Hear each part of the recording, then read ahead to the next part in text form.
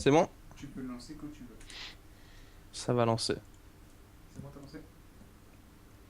C'est lancé? Voilà, c'est bon. Je pense qu'on va pouvoir démarrer.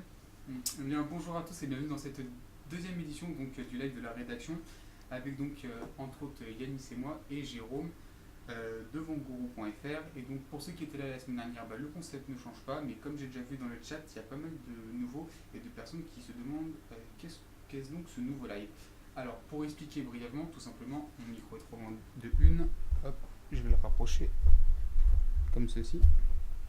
Hop, alors pour expliquer tout simplement, Yanis et moi, comme vous le savez, depuis peu, nous sommes rédacteurs sur le site vangourou.fr. Et Exactement. donc vangourou.fr, le site de Jérôme qui est juste au-dessus de moi ici, hop, voilà, qui vous fait coucou. Et donc on a lancé un petit concept de...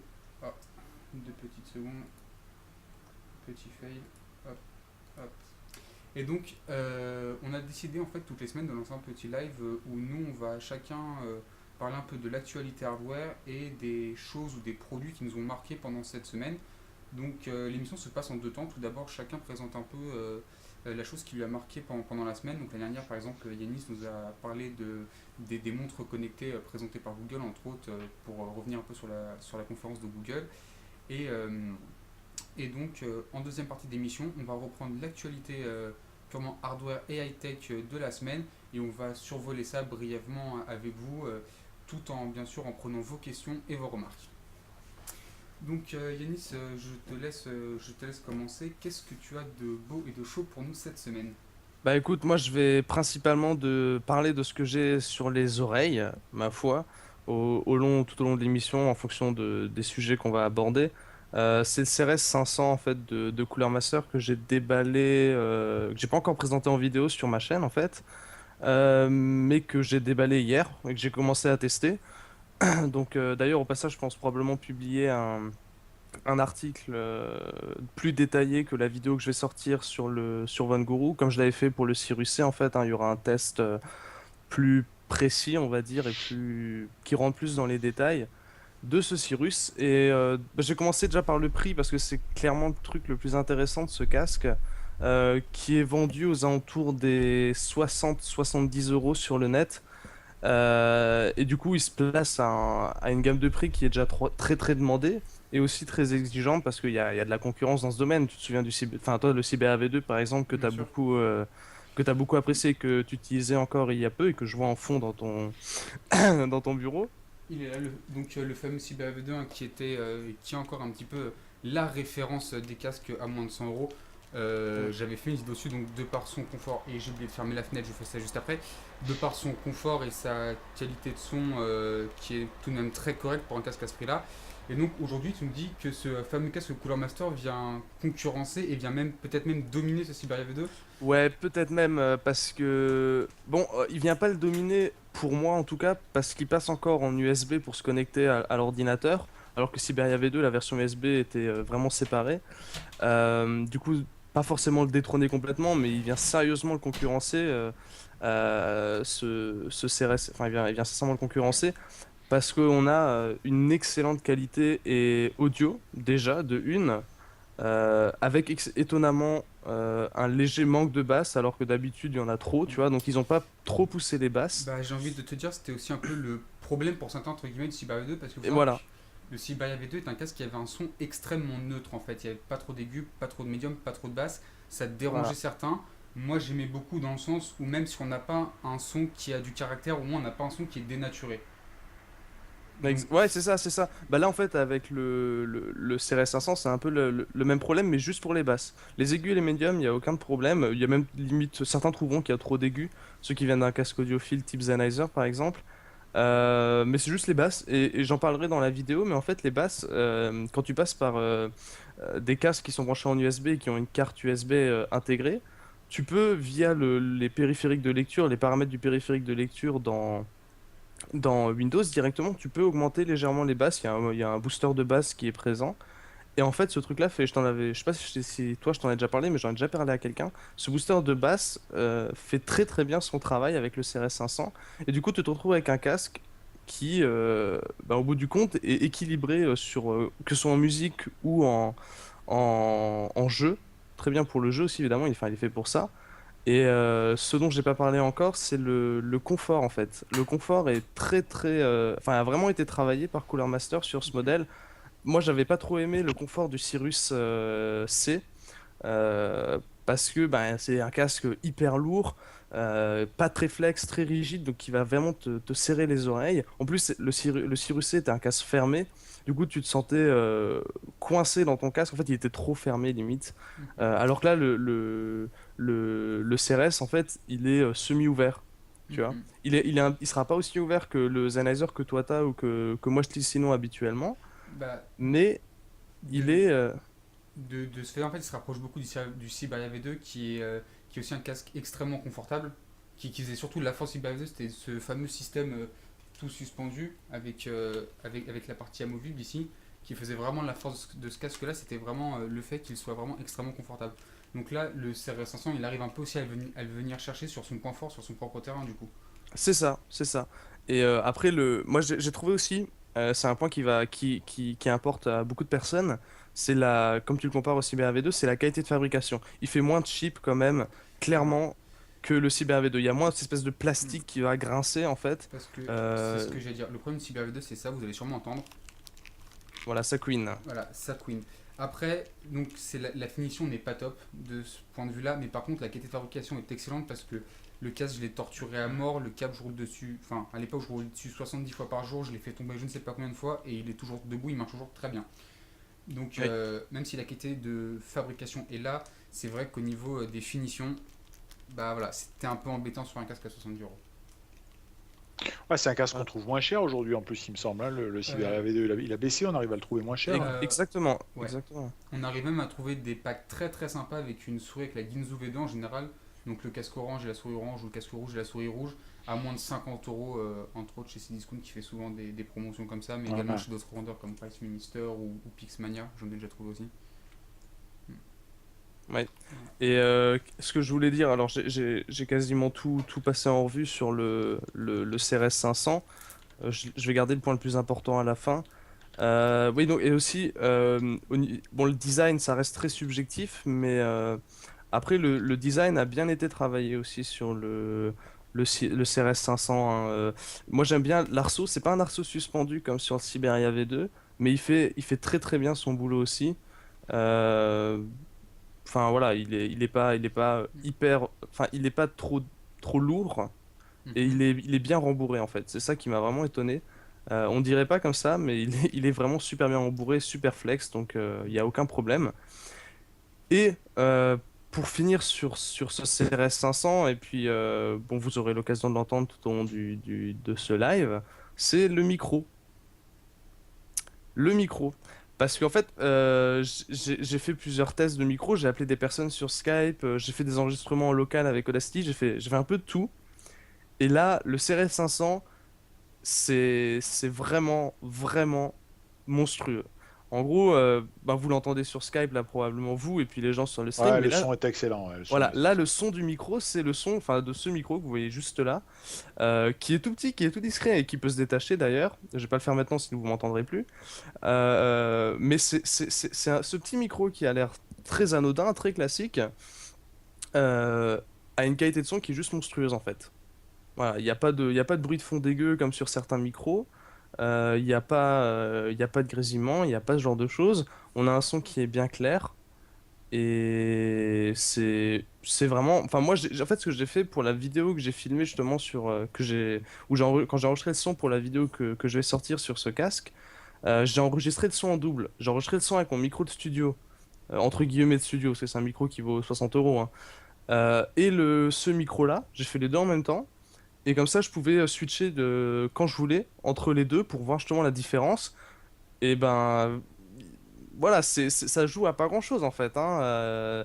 C'est clair que ça reste un petit micro, donc il n'y a pas de filtre anti-pop, il y a pas il y a pas l'ampli à 48 volts derrière, mais c'est vraiment impressionnant quoi. Pour ceux qui cherchent, qui font des vidéos, par exemple, l'exemple tout bête, des vidéos ou des streams, un peu comme ce qu'on fait nous, bah, ça vous évite d'acheter un micro de studio à 60, 70, 80 euros quoi.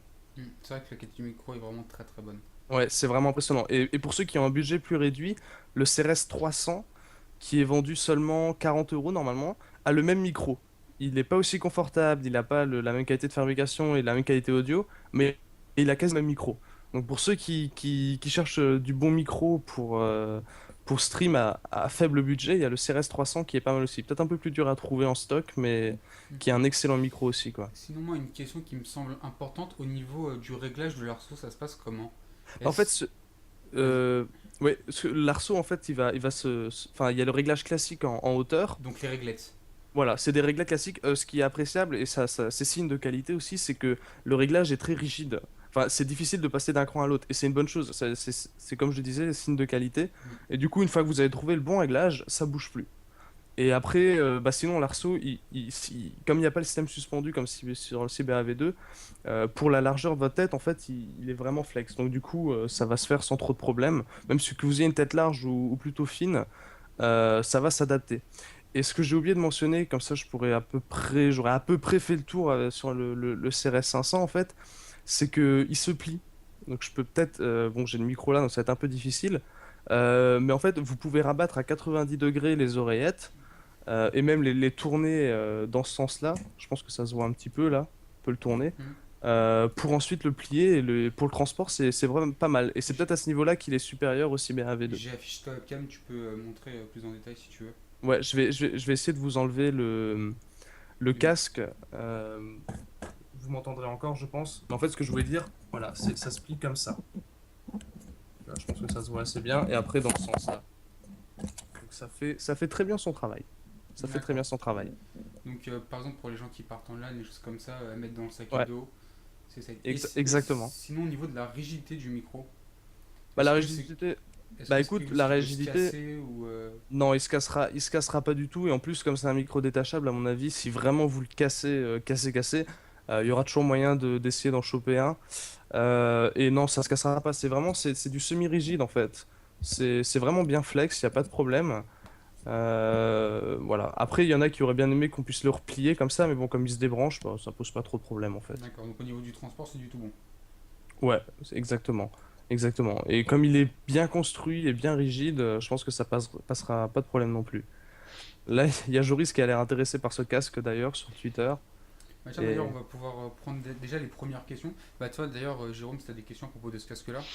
Bah, des questions, non, mais je vais peut-être en profiter parce que moi j'ai la chance d'avoir, enfin j'ai reçu le nouveau G430 de ah Logitech, je sais oui, pas si vous le voyez bien. bah oui, je vois lequel. Donc Ouais. en fait le G430 c'est déjà un produit, j'essaie de bien le sortir, c'est un produit qui existait déjà mais qui a été remanié par Logitech. J'ai pas eu le temps de faire des tests aussi pointus que toi Yanis. Mm. Euh, donc la première chose que j'ai fait c'est le brancher, donc c'est un casque 7.1 virtuel hein, évidemment. Ouais, bien sûr. Par contre, premier constat, c'est un casque extrêmement léger. Extrêmement léger. Ouais. Il y a un confort vraiment super. Bon, alors après, on peut émettre des réserves sur la couleur bleue des écouteurs que vous voyez, ça va être Oui. salissant ou pas.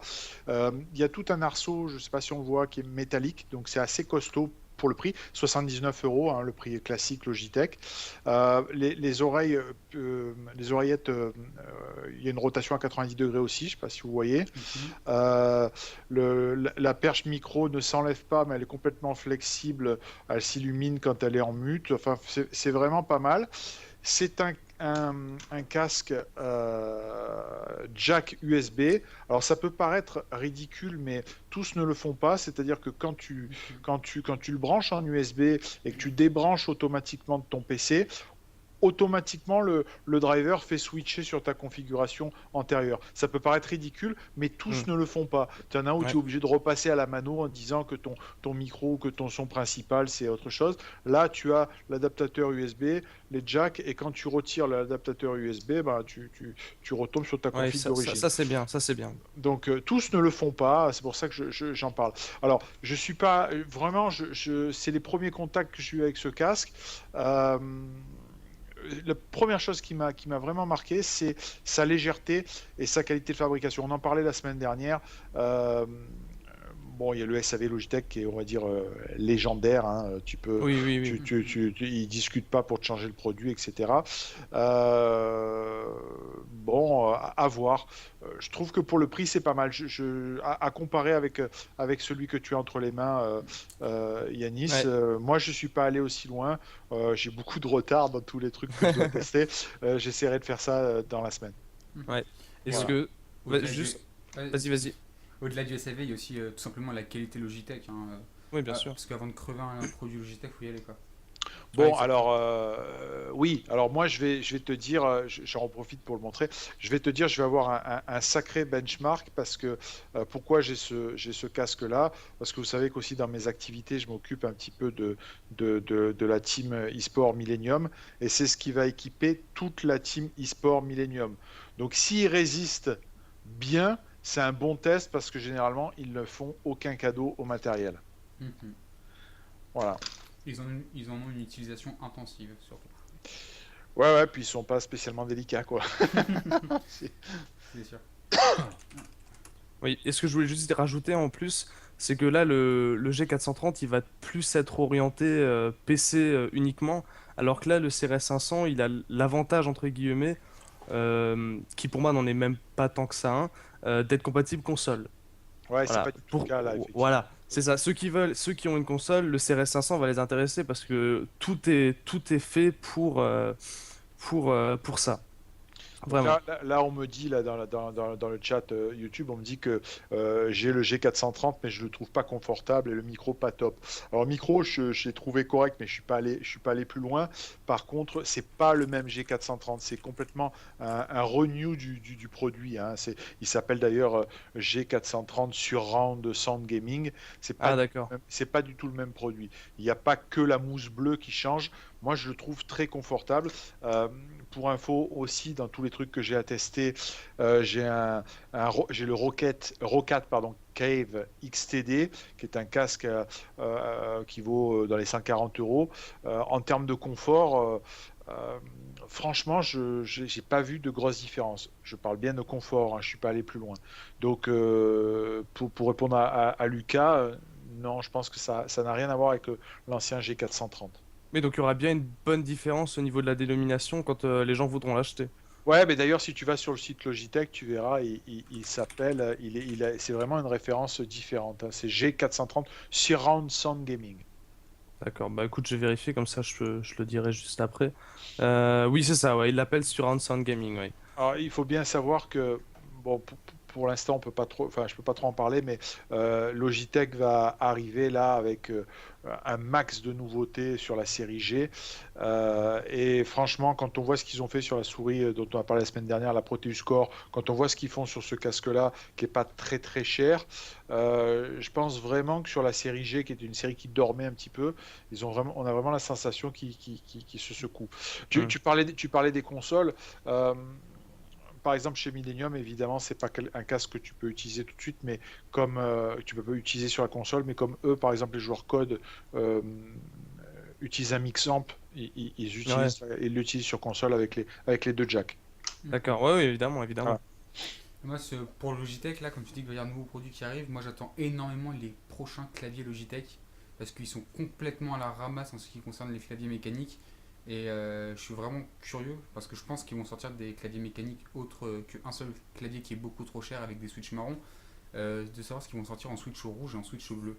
Je pense que ça va être très très intéressant de voir leur arriver sur le marché comparé à la concurrence. Ouais, il y a une très grosse actualité produit là-dessus, effectivement. Moi, je suis pas totalement d'accord avec toi. J'ai pas mal de claviers. J'ai eu le G7, tu sais, le G710 Plus dont tu parles. Mhm. Je l'ai pas trouvé si mal que ça au niveau confort. Mais ce que je Euh, veux dire, c'est qu'à ce prix-là, chez Corsair, tu as un clavier tout en aluminium. Ouais, voilà, mais voilà, c'est à part l'esthétique qui a pris un coup de vieux, le reste sur la qualité de frappe, etc. et c'est un très bon clavier, quoi. Euh, voilà.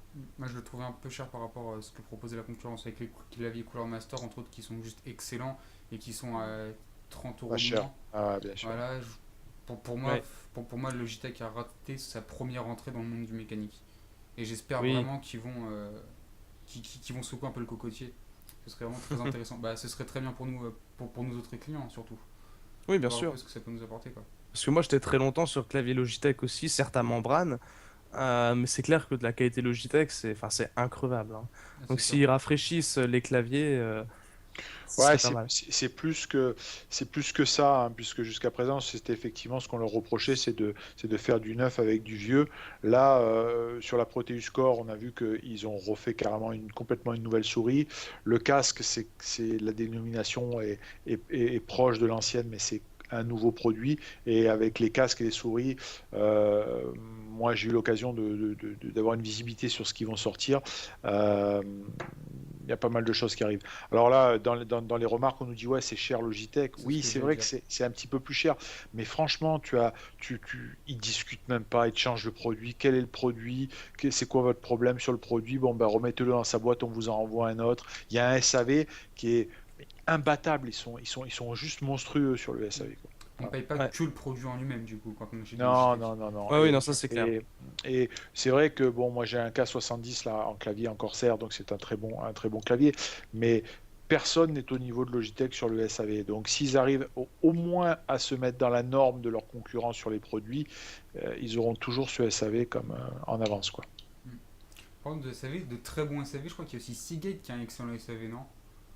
C'est. Ou peut-être pas c'est- trop dans les claviers, mais bon. Non, non, mais non, ça me fait penser à ça, vu qu'on parle de SAV, je crois qu'Anis, on avait testé une fois. Moi, Ouais, celui de Western Digital. Tu de dois Western penser à Digital. ça. Ouais, Ouais. c'était ça, c'était Seagate C'est aussi. après bon ça c'est pas comparable parce qu'il n'y a pas le même taux de retour hein, sur ce genre de produit Non, bien sûr. mais oui il y a d'autres marques qui ont aussi mais Non, là mais SAV c'est particulièrement intéressant. Moi mm. j'avais un ami ça fait longtemps en plus qu'il est comme ça. Hein. J'avais un ami qui il y a 1 ou 2 ans avait encore une G500 à l'époque hein, donc ça date un peu.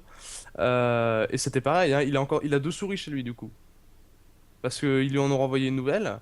Et du coup, il a celle qui marche pas, ben, il l'a laissée dans le tiroir, quoi. C'est comme ça, on n'est pas habitué, on va dire. Non, mais c'est ça. Tu parlais de Seagate. Bon, un disque dur, un processeur, une carte mère, ça tombe en panne, ça tombe en panne. Là, on peut considérer que un clavier, une souris, c'est presque du consommable parce que ça s'use, tu es dessus. Enfin, tu comprends ce que je veux dire? Arriver à un tel niveau de SAV euh, sur du périphérique, moi, C'est je trouve ça difficile. plutôt pas mal, ouais. Mhm. Ouais, C'est certain. exactement. Sinon, donc, les questions. Yanis sur Twitter, t'as des bonnes questions, des bonnes remarques? Alors, il y avait quelqu'un qui faisait une remarque qui trouvait que le casque, le CRS 500, ressemblait un peu au Corsair HS1. Alors, c'est un modèle qui doit pas être tout jeune. Ouais, 2012. Hein. Effectivement, esthétiquement, il a l'air de lui ressembler. Après, comme j'ai pas testé le Corsair H101, je suis pas trop casque de chez Corsair, je pourrais pas dire si ça équivaut, si c'est similaire au niveau aussi du confort, de la qualité audio, etc. Mais effectivement, ils ont l'air assez proches. C'est une bonne remarque aussi. Très bien. À noter qu'on vient de passer la barre des 70 personnes sur live, donc merci à tous d'être là. Merci. Jérôme, qu'est-ce que tu avais à nous présenter de joli cette semaine? Présenter, j'ai pas grand-chose à montrer parce que j'ai pas mal de retard, comme je disais. Mais dans les trucs importants de la semaine dont on a parlé sur le site à plusieurs reprises et entre nous, c'est l'arrivée de la Nvidia Shield tablette, qui est en fait l'évolution de la Shield 2. Enfin, l'évolution, c'est on attendait ça comme devant s'appeler la Shield 2. Donc, la Shield 1, j'ai eu la chance de l'utiliser. Comme je l'ai dit la semaine dernière, c'était un produit que j'ai trouvé très intéressant. La Shield tablette reprend tout ce qui était bien dans ce produit-là et contourne, on va dire, les petites réticences en rajoutant pas mal d'usages. Donc en gros, pour faire court, c'est évidemment une tablette 8 pouces avec un écran Full HD, avec un processeur ARM mais à la sauce Nvidia. Ce processeur Tegra K1 qui reprend, bon, c'est très commercial, mais qui reprend l'architecture d'une puce Kepler en fait. Donc au moment où on se parle, c'est ce qu'il y a de plus puissant pour une tablette ou un téléphone. Donc c'est une tablette Android. Elle est très puissante pour les jeux Android graphiquement, mais c'est surtout une tablette qui permet de recevoir des streams des jeux PC. Et là-dessus, Nvidia a bien joué le jeu, c'est-à-dire que il y a tout un tas de déclinaisons de choses, c'est-à-dire que tu vas pouvoir mettre une manette, jouer à ta tablette avec une manette sans fil qui ressemble comme deux gouttes d'eau à la manette de la Xbox, brancher ta tablette sur une télé en HDMI et streamer tes jeux PC sur la télé. Donc en gros, on retrouve, je vous renvoie à l'article que j'ai publié sur le blog, on retrouve tous les avantages de la Shield 1, mais en plus de ça, tu as une vraie tablette que tu peux embarquer pour 299 euros, ce qui est le prix, on va dire, le haut du panier des tablettes 8 pouces, mais c'est quand même une tablette très costaud avec un stylet, avec un écran de très grande qualité. Euh, pour moi, je pense qu'on a beaucoup parlé des Steam Machines, des choses comme ça. Pour moi, c'est un truc qui peut tuer les Steam Machines parce que pour 299 euros, tu te retrouves avec une tablette. Donc, tu peux faire tout ce que tu as l'habitude de faire avec une tablette, surfer, etc. Tu peux jouer dans des conditions, tu peux faire du jeu Android,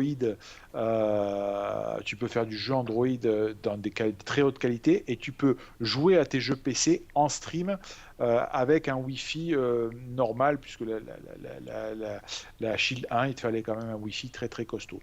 Donc ça va être en vente à partir de la mi-août.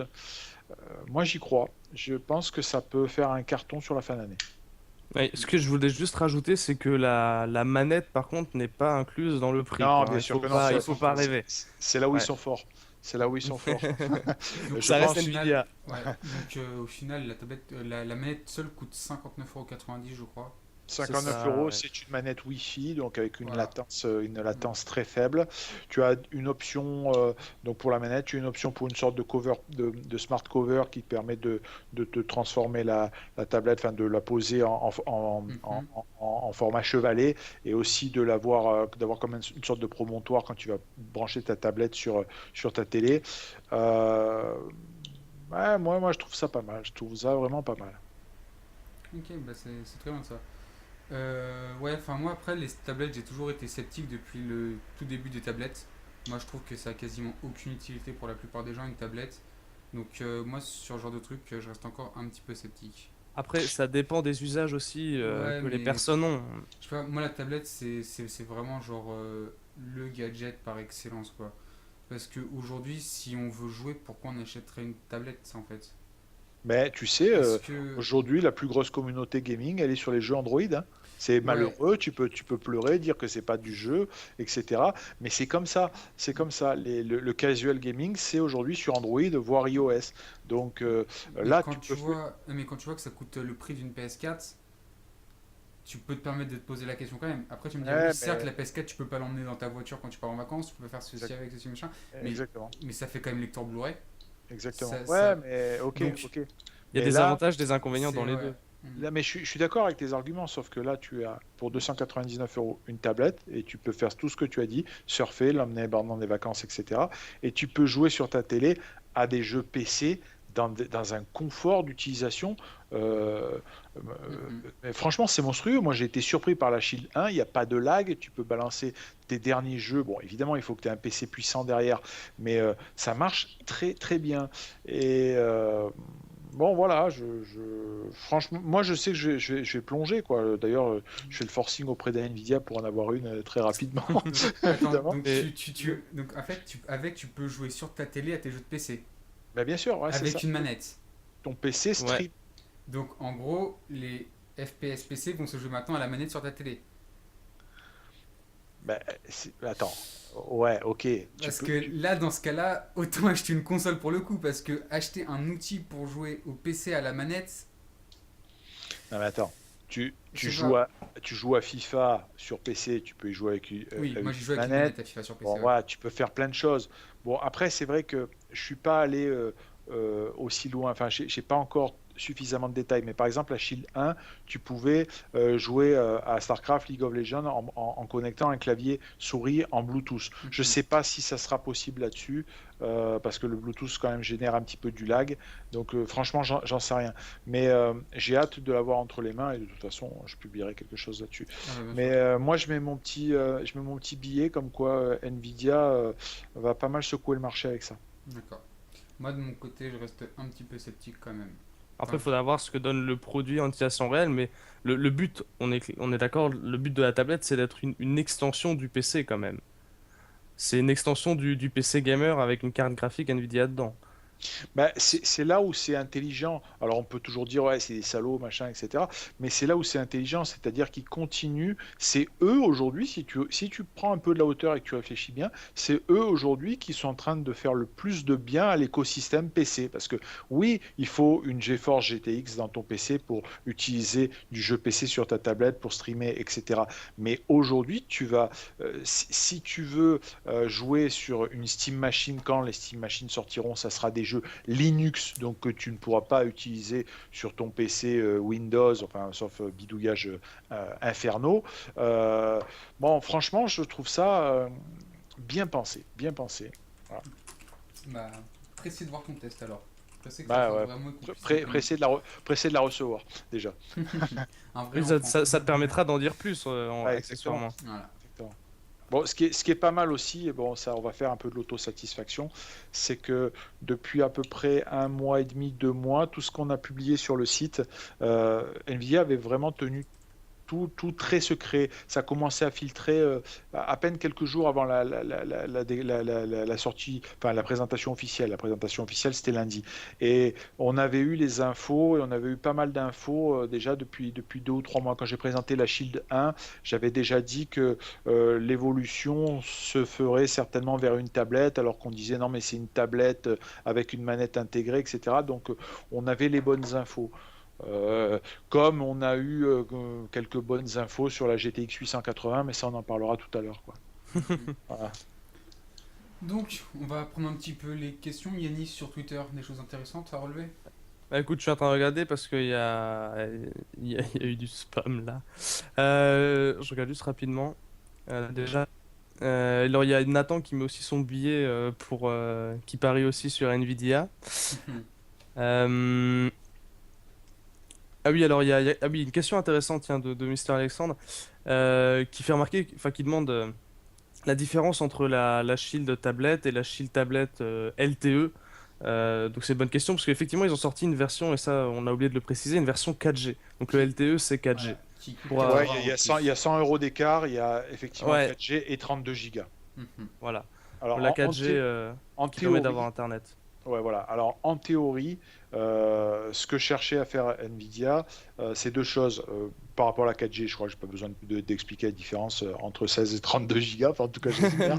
Le but de la 4G, c'est de pouvoir aussi jouer à distance à tes jeux PC, c'est-à-dire de lancer je sais pas, un Watchdog par exemple, quand tu es à distance. Ça implique quand même énormément de choses. Ouais. Un, que ton PC à la maison il ait une connexion, un up de fou, donc fibre optique obligatoire. Deux, que ta 4G, tu sois à côté de l'antenne et en gros tu te fasses une radio du cerveau en permanence. Donc moi, ça par contre, j'y crois moyen. Techniquement, Nvidia dit que c'est possible. Par contre, il faut savoir aussi qu'NVIDIA a une techno qui s'appelle le grid. En gros, c'est des fermes de serveurs qui permettent de dématérialiser Ouais. la puissance de traitement graphique et de te la redistribuer sous forme de streaming. Mais en Europe, pour l'instant, c'est pas encore là. Pourquoi c'est pas encore là? Parce que en fait, euh, c'est la ferme de serveurs qui conditionne le nombre de connectés possible au grid. Donc en gros, pour que ça soit... ça marche, hein. Moi j'ai vu une démo, j'ai eu la chance d'assister à une démo, c'est super, c'est-à-dire que tu te retrouves avec un PC merdique ou une tablette très faible et qui est capable d'afficher, donc là aussi c'est du streaming, qui est capable d'afficher des choses graphiquement très beaux avec une réactivité intéressante. Mais ça implique qu'il y ait des fermes de serveurs partout, parce que une baie avec X serveurs avec X puissance de traitement, c'est, je crois, maximum 200 users connectés en simultané, quoi. Mhm. Voilà. Ouais, bah, c'est clair, surtout si c'est des jeux gourmands, voilà, ça demande des investissements importants en amont aussi. Donc le grid, pas mal. C'est une bonne techno, mais c'est à mon sens pas pour demain. Mais ça permet aussi de voir que Nvidia est vraiment présent partout, quoi. Et puis je les vois mal insister sur le grid, même ils sont bien, même si bon, c'est le principe du grid, c'est ce dont on entend parler souvent, hein, le cloud gaming. Mais quelque part, s'ils mettaient tout sur le grid, bah, ils tueraient leur business sur les cartes vidéo aussi, hein. Donc c'est un Exactement. peu embêtant. C'est un peu embêtant. Voilà. Exactement. Et aussi ce qui m'a fait penser avec la 4G là, enfin le petit problème qu'il y a aussi, c'est qu'actuellement on n'a pas les forfaits 4G adaptés en Ouais, France bien quoi. sûr, bien sûr. Il faudrait de la 4G quasi illimitée en fait Ouais, pour c'est pouvoir clair. jouer en 720 voire 1080p. Parce que quand même une heure en 720p, moi j'ai déjà fait de la diffusion en direct, donc à 3,5 mégabits seconde en 4G. J'ai fait ça parce que j'avais ma problème de connexion internet. J'ai fait ça pendant 3 heures, 3 heures et demie, et j'ai consommé 8 gigas de data. Donc une session de jeu pourrait te consommer 8 gigas de data. Comment dire, il faudrait des forfaits vraiment avec 100 Illimité. gigas, enfin ouais, de l'illimité quoi, quasiment. Ouais, Et sinon. avoir une antenne 4G à côté comme c'est mon cas, parce que sinon ça ne marche pas super. Non, Voilà. après, voilà, après, l'utilité de la 4G à l'instant T, c'est l'utilité sur cette tablette-là, c'est l'utilité pour une tablette classique, c'est-à-dire de surfer, etc., comme tu l'as Oui, dit. il y a quelqu'un qui le faisait penser sur Twitter, qui nous le faisait remarquer aussi sur Twitter, que effectivement la tablette peut être utilisée en tant que telle. Il n'y a pas forcément besoin d'avoir tout le reste autour. Ça Oui, reste une tablette Android.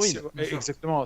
Là, on est parti directement en expliquant quelles étaient les capacités de jeu de la tablette sur les fonctionnalités de raccord avec le PC, etc. Mais c'est une tablette Android et c'est d'ailleurs une très bonne tablette puisqu'elle a Ouais. un écran qui est de très bonne qualité, elle a un processeur puissant. Reste à savoir comment elle se comporte en chauffe. Moi, c'est aussi ça que je voudrais tester. Et puis, autre point, elle a ce stylet qui a l'air d'être assez efficace. Faut savoir que l'équivalent d'une tablette en stylet, c'est la la Galaxy Tab Note. Elle est quand même beaucoup plus chère. Donc, franchement, je trouve qu'il y a pas mal d'atouts sur cette tablette Nvidia, quoi. Elle Ouais, est capable de faire plein de choses. il y a limite certains professionnels que ça pourrait intéresser, parce que les professionnels aiment bien les tablettes aussi. Le fait d'avoir ce stylet-là, pourquoi pas? Faut voir comment ça se comporte, hein, parce que euh, sur un téléphone Galaxy Note, la prise de note, c'est sympa, ça marche bien. Sur la Galaxy Tab 8 pouces, etc., il y a quand même de la latence, c'est marrant, ça marche aussi. Le mieux que j'ai utilisé de la prise de note aujourd'hui, c'est sur la Surface, hein, la Microsoft Surface. Donc, faut voir. Mais bon, quoi qu'il arrive, c'est dedans pour le même prix. Donc, voilà, partons de là, quelqu'un qui veut s'acheter une tablette correcte aujourd'hui, il est certes dans le haut du panier en termes de prix, c'est pas délirant non plus, et il y a tout un tas, il y a une plage d'utilisation qui est extrêmement importante. Mm, tout à Ah, moi fait. j'avais un peu peur de ceci, qu'ils en fassent trop un objet purement gaming qui délaisse un peu vraiment l'aspect tablette d'origine. Donc, Non, c'est ah, du Android, la ouais, tablette bien sûr, est bien sûr, bien sûr. légère, Mm. la tablette est légère, et c'est au moment où on se parle, la plus puissante. Alors après, ça pose le problème de l'utilisation de la puissance.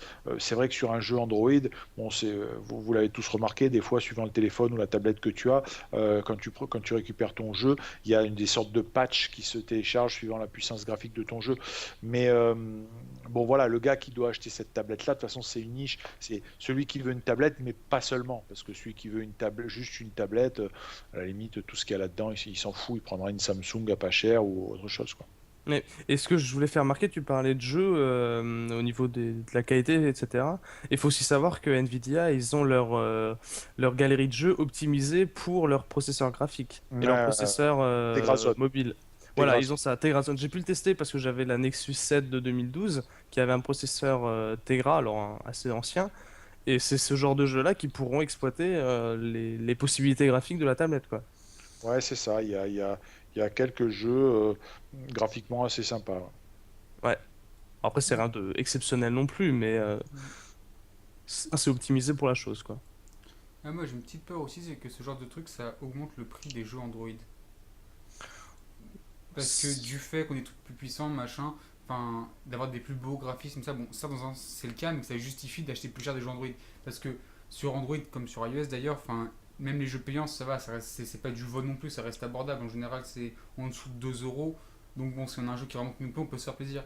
Mais est-ce que justement le fait de démocratiser vraiment le gaming sur, enfin, entre guillemets, le gaming sur appareil mobile, ça va pas aussi, genre, booster un peu ce marché-là et du coup on va se retrouver avec des jeux à payer limite 15-20 euros pour avoir un jeu sur device portable quoi. Moi ça me fait un peu peur. Je sais pas. Ouais, bon, après, si c'est des jeux qui apportent réellement quelque chose, si le prix est vraiment justifié, à mon avis, on va jamais arriver au niveau des prix sur console et PC. C'est pas le même budget en Non développement bien sûr. qui est poussé derrière, mais Après, enfin, faudrait qu'ils essayent de pas dépasser la barre des 10 euros parce que c'est quand même du casual gaming, ça reste du casual gaming. Les gens n'ont pas envie de dépenser des sommes astronomiques. Donc, même si on a des jeux qui seront plus beaux, une tablette qui va être puissante, etc., c- ils vont pas, ça va pas leur suffire à justifier l'augmentation de prix. Mhm. Ça reste les gens, ils font des petits achats comme ça. Des fois, c'est pour les enfants, ils vont pas dépenser des sommes astronomiques. Bon, Très après, bien. à voir sur les fins d'année, comment ça se vendra. Moi, je continue à dire que je mets mon petit billet là-dessus, quoi. Mm. Très bien. Moi, je reste assez neutre.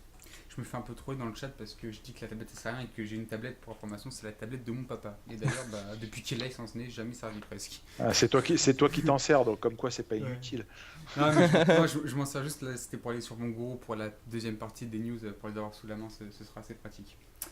Donc, de quoi je voulais vous parler? Oui, j'ai vu qu'en début des missions, ou juste au moment où ça commençait, il y a quelques personnes qui m'ont parlé des Gunnar. Parce que vous savez qu'il y a quelques mois, je me suis acheté des Gunnar, donc ces fameuses lunettes pour gamers qui sont censées diminuer la fatigue oculaire et tout ce genre de choses. Et donc là, j'ai vu, ça m'y a fait penser, donc je vais en parler. Je vais vous parler des Gunnar aujourd'hui pour ceux qui n'auraient pas vu ma vidéo et pour ceux qui n'auraient qui connaîtraient pas mon avis à ce sujet. Donc mes Gunnar, elles sont ici. J'ai fait une très très longue vidéo dessus sur ma chaîne où je présente tout le principe, tout le concept et tout ça. Et donc la première question à se poser, parce que ça c'est un objet qui est très très à la mode depuis un an à peu près. Donc juste, je vais vous afficher mon câble. Oui, donc c'est un objet qui est très très à la mode depuis un an à peu près. On voit beaucoup de joueurs professionnels se servir de ce genre d'objet. Ah, t'en as aussi, Jérôme? Ah ouais. Ouais, d'accord. Donc on voit beaucoup de professionnels se servir de ce genre d'objet, notamment en stream et tout ça. Et donc moi qui suis très sujet aux migraines ophtalmiques et à tout ce genre de choses, j'ai les yeux un peu fragiles on va dire, j'ai voulu m'en acheter pour voir si ça marche, si ça fonctionnait vraiment.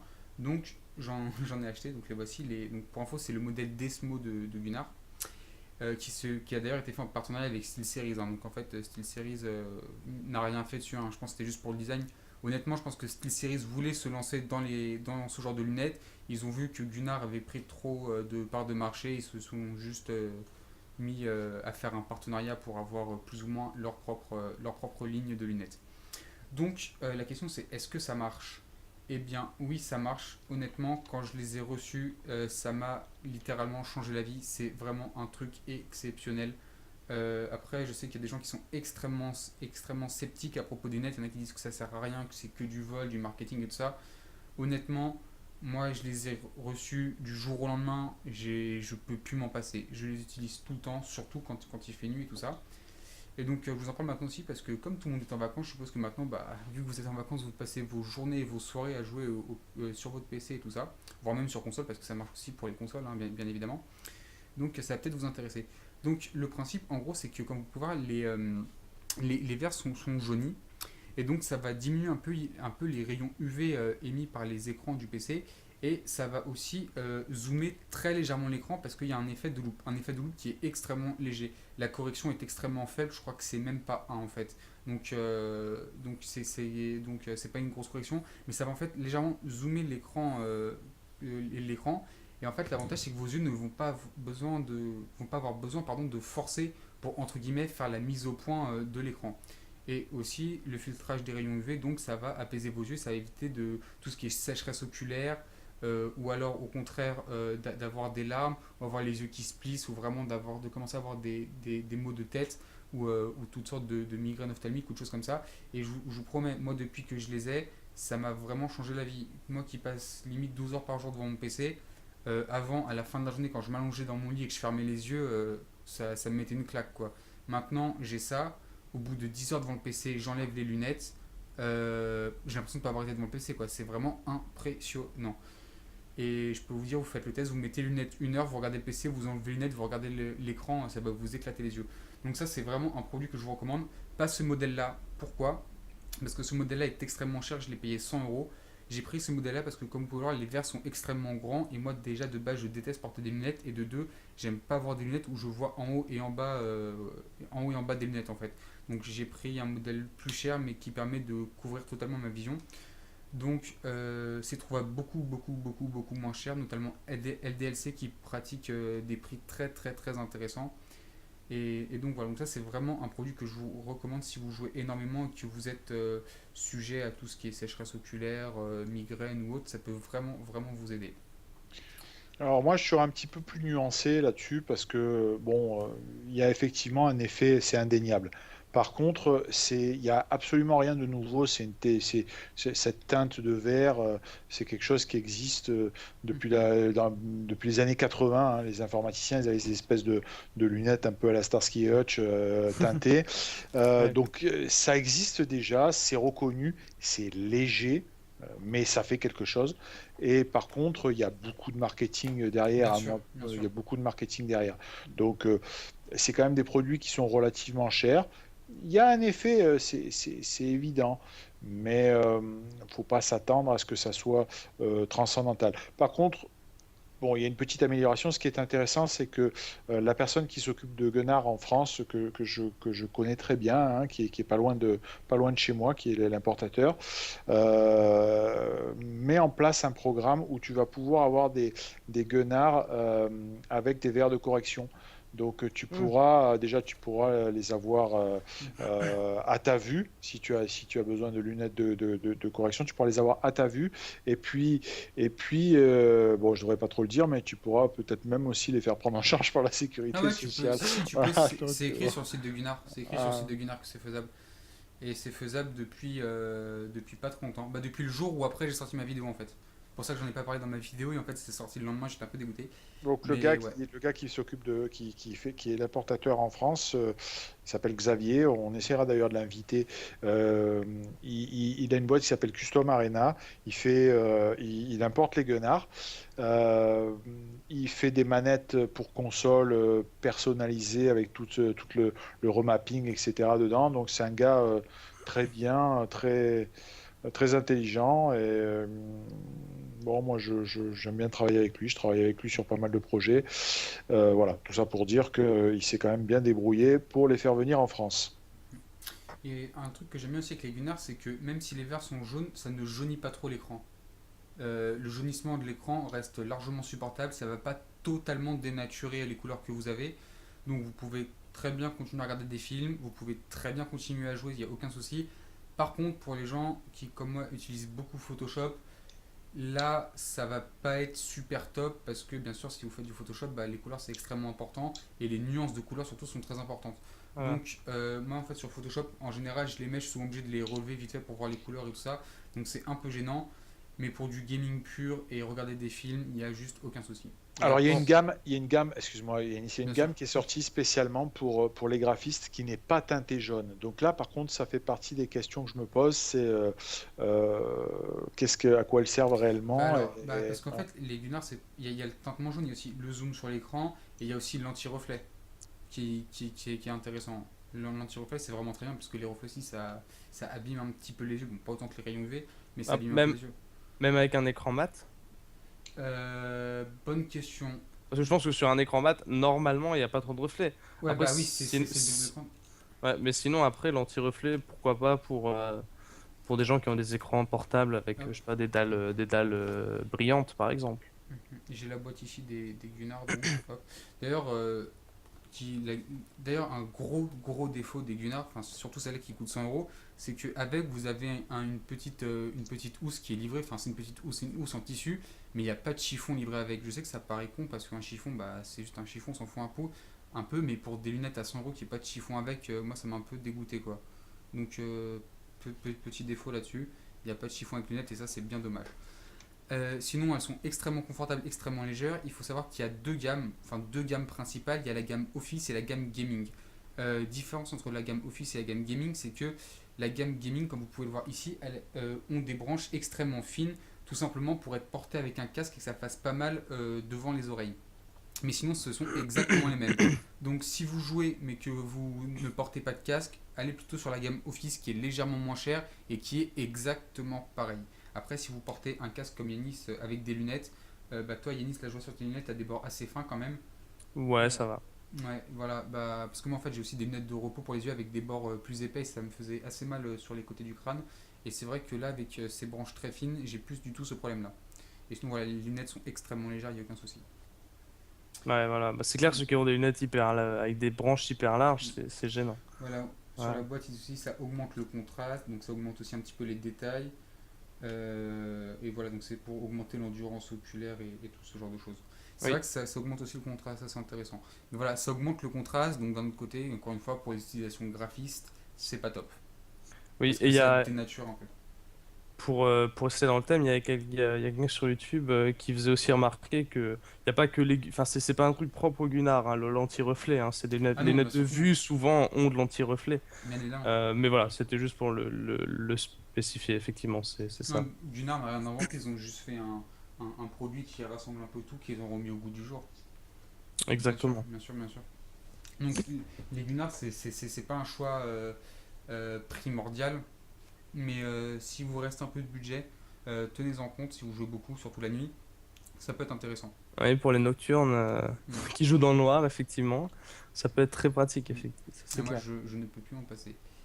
Euh, Tiens, j'avais une question avant, parce que c'est quelqu'un qui n'était probablement pas là au début du live, qui demandait mon micro, comme on est entre deux thèmes. Je vais juste leur préciser pour ceux qui sont arrivés récemment, c'est le micro du CRS 500, voilà. Comme ça, c'est dit. voilà, le micro du CRS 500.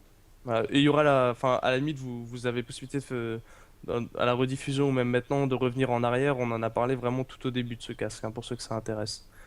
Et je sors une vidéo demain sur ma chaîne perso. Mhm. Voilà. Comme ça, tout est dit. C'est ça. Donc, oui, je voulais aussi vous parler d'un autre truc. Donc là, absolument rien de nouveau, bien au contraire, c'est assez vieux, mais j'en avais parlé en live récemment et avec des abonnés.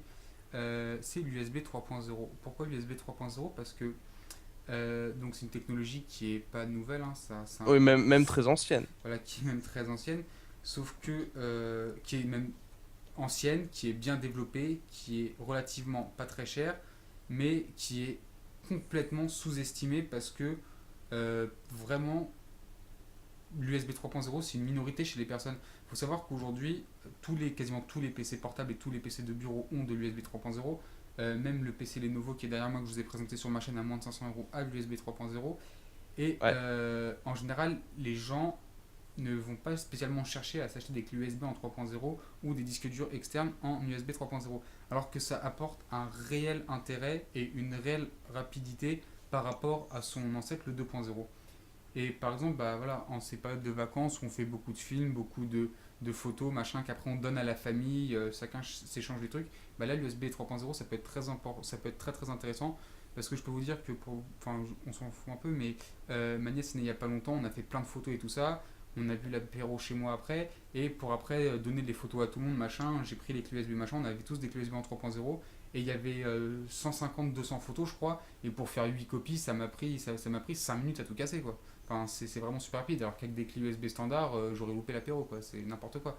Donc, donc voilà, donc pensez au 2.0, au 3.0, pardon, justement, parce que non, pour vos films de vacances et tout ça, ça peut être très, très, très, très, très intéressant. Et justement, bah, ça permet aussi d'exploiter au mieux les capacités de sa machine, parce qu'aujourd'hui, on a des PC avec des CPU, tout ça, toujours plus puissants et tout, machin, mais les technologies comme ça qui font aussi partie du PC, qui sont très intéressantes et relativement puissantes, faut aussi pouvoir les exploiter.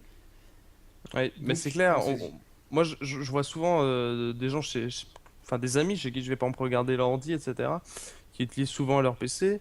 Et souvent, je leur demande, ben, tu sais, par exemple, ils enregistrent du jeu vidéo, ils enregistrent un peu leur game, etc. Et je leur demande s'ils savaient qu'il y avait de l'USB 3 sur leur ordi. Et il y a beaucoup de gens qui n'exploitent pas quelque chose qu'ils ont pourtant d'intégrer Mhm, dans leur machine. Donc c'est mhm, vrai que c'est un peu dommage, surtout là en période, comme tu le faisais remarquer, où les gens vont beaucoup transférer de fichiers entre des ordis, d'une caméra à un ordi. Enfin voilà, mhm. ça peut être pas mal. Ça peut être Ouais, pas mal. Et moi, tu sais ce que j'attends aussi, alors ça les gens en parlent moins, c'est les lecteurs de cartes SD en USB 3.0. ouais, ouais, C'est ouais. quelque chose qui est très difficile à trouver parce que nos cartes SD pas de téléphone mais d'appareil photo ou de GoPro sont souvent assez rapides. Par contre, elles se font totalement brider par l'USB 2.0 de nos lecteurs de carte mémoire parce que vos lecteurs de carte mémoire derrière c'est l'USB 2 et pas l'USB 3. Donc moi j'attends, j'ai déjà vu des vidéos de déballage en Amérique, hein, de ce genre de lecteur de carte SD en USB 3.0. Mais alors en France, bah j'attends toujours. Voilà. Ça peut être pas mal pour les utilisateurs de GoPro, ça par exemple. Exactement, bah c'est Qui ont des surtout. fichiers très très lourds. Et Ouais. qui vont filmer en 4K, parce que bientôt on va filmer en 4K. C'est bien beau de s'acheter une carte mémoire classe 10 qui va être très rapide, qui va permettre d'enregistrer en 4K, mais après quand il va falloir copier des fichiers, moi déjà je filme en 1080p, ça met une plombe. Ouais, Voilà, les transferts de la GoPro, en plus, c'est catastrophique, quoi. ouais, Bien sûr. ouais. Non, c'est dommage. Mhm. Donc, vous voyez des questions sur les différents chats sinon? Moi j'avais une question, alors le temps que les autres arrivent, je peux peut-être enfin le temps que les questions arrivent peut-être sur l'USB 3, des choses dans ce genre-là, il y avait quelqu'un qui demandait. Quelqu'un qui avait des lunettes de vue, donc je reviens très rapidement sur les Gunnar. Il y a quelqu'un qui a déjà des lunettes de vue et qui doit mettre et qui se demande comment mettre ses Gunnar justement. Mais normalement, si vous n'êtes pas trop myope, ce qui est mon cas, vous devriez voir net sans lunettes de vue votre écran. Après, c'est vrai que c'est un problème qui se pose. Est-ce qu'on doit faire comme au ciné pour regarder la 3D, mais commencer à mettre ses lunettes par-dessus? Les Gunnar par-dessus les lunettes de vue, Ouais, c'est un problème. Mhm. Va falloir se prendre des lentilles, quoi, en plus. Non, mais c'est pour ça que je te dis qu'il y a la version où tu fais faire les verres Gunnar Voilà, c'est ça. à ta vision.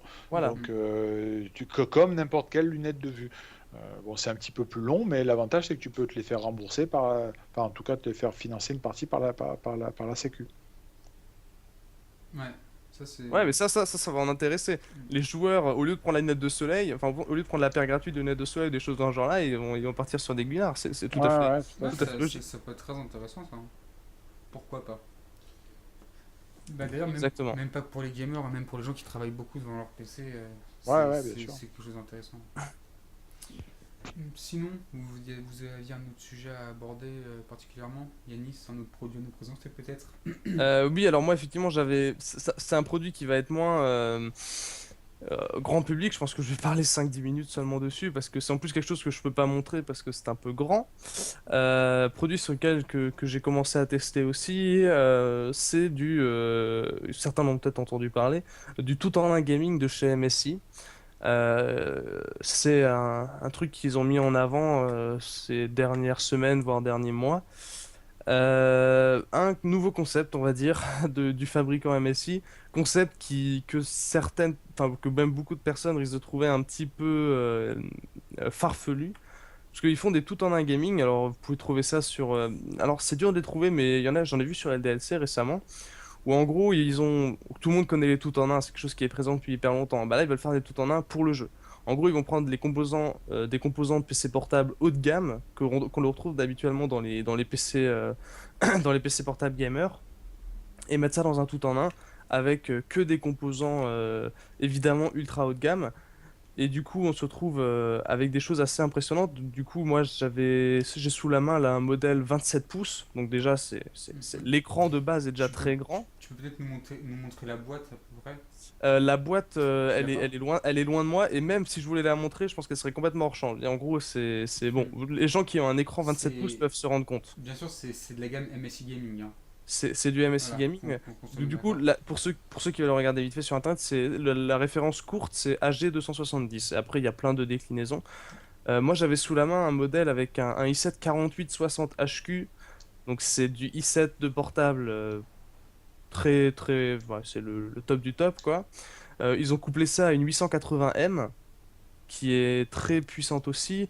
Ils ont mis du RAID 0 d'SSD, du 1 Teraoctet de disque dur, avec toutes les connectiques qui vont bien. Ils ont mis un lecteur Blu-ray, ils ont mis un écran 27 pouces 1080p avec enfin, qui a rien de spécial, mais qui est tout à fait correct. Et des enceintes Yamaha, enfin voilà, des choses, ils ont mis des choses de partout. Aussi avec de l'écran tactile, donc c'est du tout en un, mais avec des composants haut de gamme de PC portable gamer.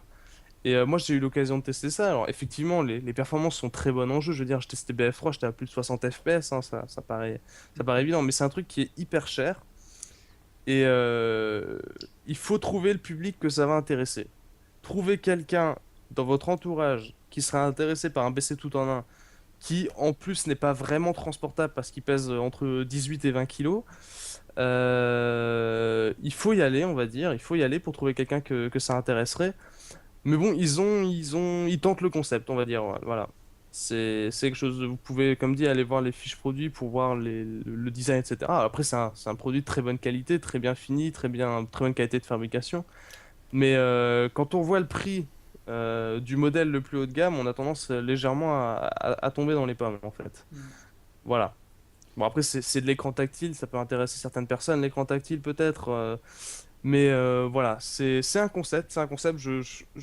Pour ceux qui suivent ma chaîne, je ferai une vidéo dessus évidemment, mais pour que vous puissiez voir un peu mieux à quoi ça ressemble. Mais il faudra voir comment ils mettent en avant ce concept, on va dire, parce que Après, ils sont pas les seuls à avoir des tout en un assez péchus. Bon, c'est oui, peut-être eux qui montent le plus haut, mais tu as un Asus en 27 pouces, c'est la série ET27 qui est déjà un produit à plus de 1500 euros. Moi, j'ai un Lenovo en i7 que j'utilise dans une autre pièce où j'ai besoin d'avoir, on va dire, une config un peu propre, qui est pas mal. Donc, on va dire que tu as une clientèle qui est prête à mettre autour de 1005 pour avoir un produit propre, clean, sans câble, hmm, joli, esthétique, etc. Après, le produit dont tu parles, tu m'arrêtes si je dis une bêtise, on est plutôt entre 2002 et 2005. 2000, Euh, 2300, ouais, ouais. 2300. Là, par contre, moi, je me pose des questions, effectivement, je me pose des questions. Je me dis aujourd'hui, quel est l'intérêt de mettre 2500 euros si tu veux faire du gaming sur un all-in-one, sachant que quand ta carte sera dépassée, c'est-à-dire, allez, si tu es vraiment un grand chanceux dans 2 ans, Ouais, tu le jettes, quoi, ou alors tu t'en sers juste comme un navigateur Internet. c'est Donc, ça le problème. je me pose la question. Je pense que c'est plus logique de te dire, j'achète un all-in-one costaud pour faire de l'informatique domestique dans de bonnes C'est conditions. ça. Et puis je prends un portable. Enfin voilà. Donc là, autant moi je suis un grand défenseur de MSI parce que je trouve qu'ils ont énormément progressé ces dernières années. Autant Mhm. là, je pense qu'ils se gourrent un petit peu. Et je crois plus à ce que fait Asus, qui lui tape en gros, qui cible car la clientèle qui se fait séduire par de l'iMac, quoi, qui veut un produit Exactement, exactement. voilà, qui veut un produit design tout en un, passe-partout, c'est-à-dire capable de faire tout, mais pas aller évidemment Dans le dans jeu. voilà, du Ouais, ils mettent pas. Crysis ou du. Voilà. Voilà, c'est ça. Ils mettent pas des GPU. Ils vont mettre des i7 parce que voilà, il faut que ce soit performant. Mais c'est clair qu'ils sont pas allés jusqu'au point de MSI de mettre du 880M quoi. Là, MSI, le Ouais, 880M, ouais. c'est le très très haut. Après, voilà. Bon, le problème de la mise à niveau au niveau du GPU, c'est le même sur les PC portables. Mais bon, les PC portables ont un rapport performance-prix qui est meilleur. Bien sûr. Mais là, par exemple, pour rester sur Asus, Asus a eu une démarche complètement différente, c'est-à-dire qu'ils sont en dessous en termes de prix. Par contre, ils ont mis un écran d'une résolution supérieure, hein, du Hmm. WHQ à peu près. Donc, voilà. Et il y a une puce graphique intégrée. Je voudrais pas dire de bêtises, je suis en train de regarder. Bah, il y a différents modèles. Euh, Moi, là, je suis tombé sur un modèle avec une 640M. À mon avis, ils ont probablement fait des modèles ouais. avec des GPU plus haut de gamme ou alors du HD graphics. Après, là, il y a une question. Il y a un gars qui nous dit la GTX 880M est juste en dessous de la 760 Ti desktop. Non, c'est une très bonne carte graphique, la 880M, mais c'est plutôt un tout petit poil en dessous d'une GTX 760, ce qui est déjà excellent, hein, Ouais, mais c'est à peu près ça, hein. mais bon, voilà, c'est ce qui permet de faire du jeu dans de bonnes conditions. Mais le vrai gamer, une GTX 760, après tout dépend à quoi tu joues, évidemment, si tu joues à League of Legends ou même à StarCraft, ça suffira largement. Mais le vrai gamer, même une 760, le joueur de FPS pur et dur, ça lui suffira pas, quoi. Mhm. Donc mettre 2500 euros pour te retrouver à limiter, bon moi je pense que bon le produit est beau, il n'y a rien à dire, mais je pense que c'est une erreur. Par contre, être dans une gamme 1500 avec un écran avec une résolution de 1560 par 1440, super costaud, super esthétique, silencieux, ça j'y crois plus, je pense qu'il y a la clientèle. Mais après, il y a là, moi, j'ai le modèle sous la main qui est le plus haut de gamme. Évidemment, je vais essayer de te retrouver Moi, les, les autres, mais perso, je suis pas du tout convaincu par ce type de produit, le in-one gaming. Je vois pas du tout, mais pas du tout l'intérêt, quoi. ouais, et il y a quelqu'un qui était de ton avis aussi, William, sur Twitter, parce que c'est vrai qu'il y a, qui disait, à part l'avantage d'un tout en un gaming, à part l'écran, vu que ce n'est qu'un ordi portable sans clavier. Donc, il cherchait l'avantage Exactement. par rapport à l'ordi portable. Alors, C'est c'est ce vrai, que bon, j'allais dire. il y a l'écran 27 pouces, Mais bon, on perd la transportabilité du PC portable et le prix et voilà, tu sens l'écran 27 pouces dans les dents quoi. Bah, en même temps, un PC portable de 27 pouces, je verrais pas non plus l'intérêt, quoi. Je crois que sur leur modèle 24 ou quelque chose comme ça, ils parlaient 12 de transport, hein. Voilà. D'accord. Bon, sur le modèle 27 pouces, ça, mais j'ai pas vu, heureusement, parce que c'est très lourd. Déjà, pour le descendre d'un étage, j'étais en mode essoufflé. Voilà. Donc, c'est très. C'est entre deux, quoi. C'est un peu un concept qui tombe comme ça. Bon, après, tu as la clientèle quand même qui peut mettre, qui est prête à mettre, on va dire, les gens comme moi, hein, autour de 35, 40 ans, qui jouent toujours, qui ont des sous, qui veulent un truc qui est de la gueule, on va dire, Ouais. et qui ont besoin de faire des compromis et qui peuvent pas mettre un PC avec tous les câbles qui dégueulent dans le salon. Mais je pense pas que. Enfin, je sais pas, je sens, je trouve le truc bancal, quoi. Après, moi, un truc. Enfin, un domaine dans lequel il pourrait être intéressant, c'est sur des salons. Ouais, c'est ce que je pensais Sur aussi. des salons. Là, le modèle que j'ai eu a déjà fait une LAN, justement. Ça peut être très pratique. C'est joli à présenter. T'as pas besoin de trimballer avec ta tour, ton écran et tout ça. Tu poses ton machin et c'est réglé. Après, pour le client lambda, c'est vrai que c'est très difficile de voir un produit de ce type-là dans son salon, quoi. Ou alors le très très gros cadeau de Noël pour se faire plaisir. Non, Voilà, mais c'est ça, c'est ça. vrai. C'est ça. Hmm. C'est ça. Bah, Après, on m'a déjà envoyé sur YouTube une personne qui avait acheté un ordinateur HP à 2 200 € avec une 760 et un i7, hein. Donc, il y a des gens qui sont prêts à mettre le prix, mais Ouais. après, ça reste très ciblé, on va dire. ok. Ouais, moi je suis. Après, l'IO standard, enfin, entre guillemets standard, Oui, ouais, type iMac, type ouais, iMac. type iMac, ouais, ça, c'est intéressant pour un PC familial, des choses comme ça, pour de la bureautique, du multimédia, c'est pas mal. Bah, dans le salon, ça, Voilà, ça peut trôner, ça peut très bien trôner. après en faire quelque chose de gaming à part entière, pour moi, ils sont complètement perdus, quoi. Ils sont complètement perdus. Bah, disons que MSI, il y a encore pas longtemps, ils étaient vraiment pas bien et Mm. ils se sont dit on va tout miser sur le gaming, on va réduire nos gammes, etc. Et c'est Mhm. vrai qu'ils ont commencé par les cartes graphiques, les cartes mères, ça a plutôt bien marché. Les portables, là, ils sont en train de refaire toute leur gamme et Ouais, c'est plutôt pas mal. Donc je pense qu'ils essaient de décliner. Enfin, je sais pas si vous avez suivi un petit peu MSI, ils ouais. ont en France, c'est pas encore arrivé, mais ils ont du clavier, de la souris gaming. Ils ont du Barbone Mini TX Gaming. Donc, ils déclinent l'endroit où ils peuvent essayer de faire de l'argent, quoi. Ouais, après, on n'a pas encore tout qui est arrivé en France, hein, mais Ouais. Est-ce qu'ils auraient pas fait ça aussi pour faire une sorte de vitrine technologique en disant voilà, regardez ce qu'on est capable de faire. aussi. Ouais. Après, j'en reparlerai dans ma vidéo, mais c'est peut-être une vitrine technologique, mais c'est une vitrine technologique qui chauffe, hein, quand même, hein, il faut pas Ouais. l'oublier. Voilà. C'est du i7M et du i7 mobile et puis une 880M, hein, je peux vous dire que voilà, c'est une vitrine technologique en termes de puissance, mais voilà, ça reste, il n'y a pas non plus un miracle qui a été fait en termes de refroidissement ou des choses dans ce genre-là, quoi. Mhm. Mais ça reste du très très bon matériel, évidemment. C'est certain. Sinon, question peut-être. Regardons ça sur Twitter, Bah Yanis. écoute, je vais regarder moi sur Twitter. Là, il y a Punk Trooper qui les a remarqué, à mon avis, pour les LAN, l'All-in-One est un bon compromis entre puissance et mobilité, effectivement. Ben, c'est un bon compromis aussi, surtout parce que l'écran est intégré, comme on le disait. Et qu'en soi, il y a juste besoin de se trimballer avec le câble, enfin le gros bloc d'alim quand même, clavier, souris, et puis c'est réglé, quoi. Il y a du Wi-Fi intégré, il y a tout qui est dedans, quoi. Donc ça, c'est clair que pour ça, c'est bien.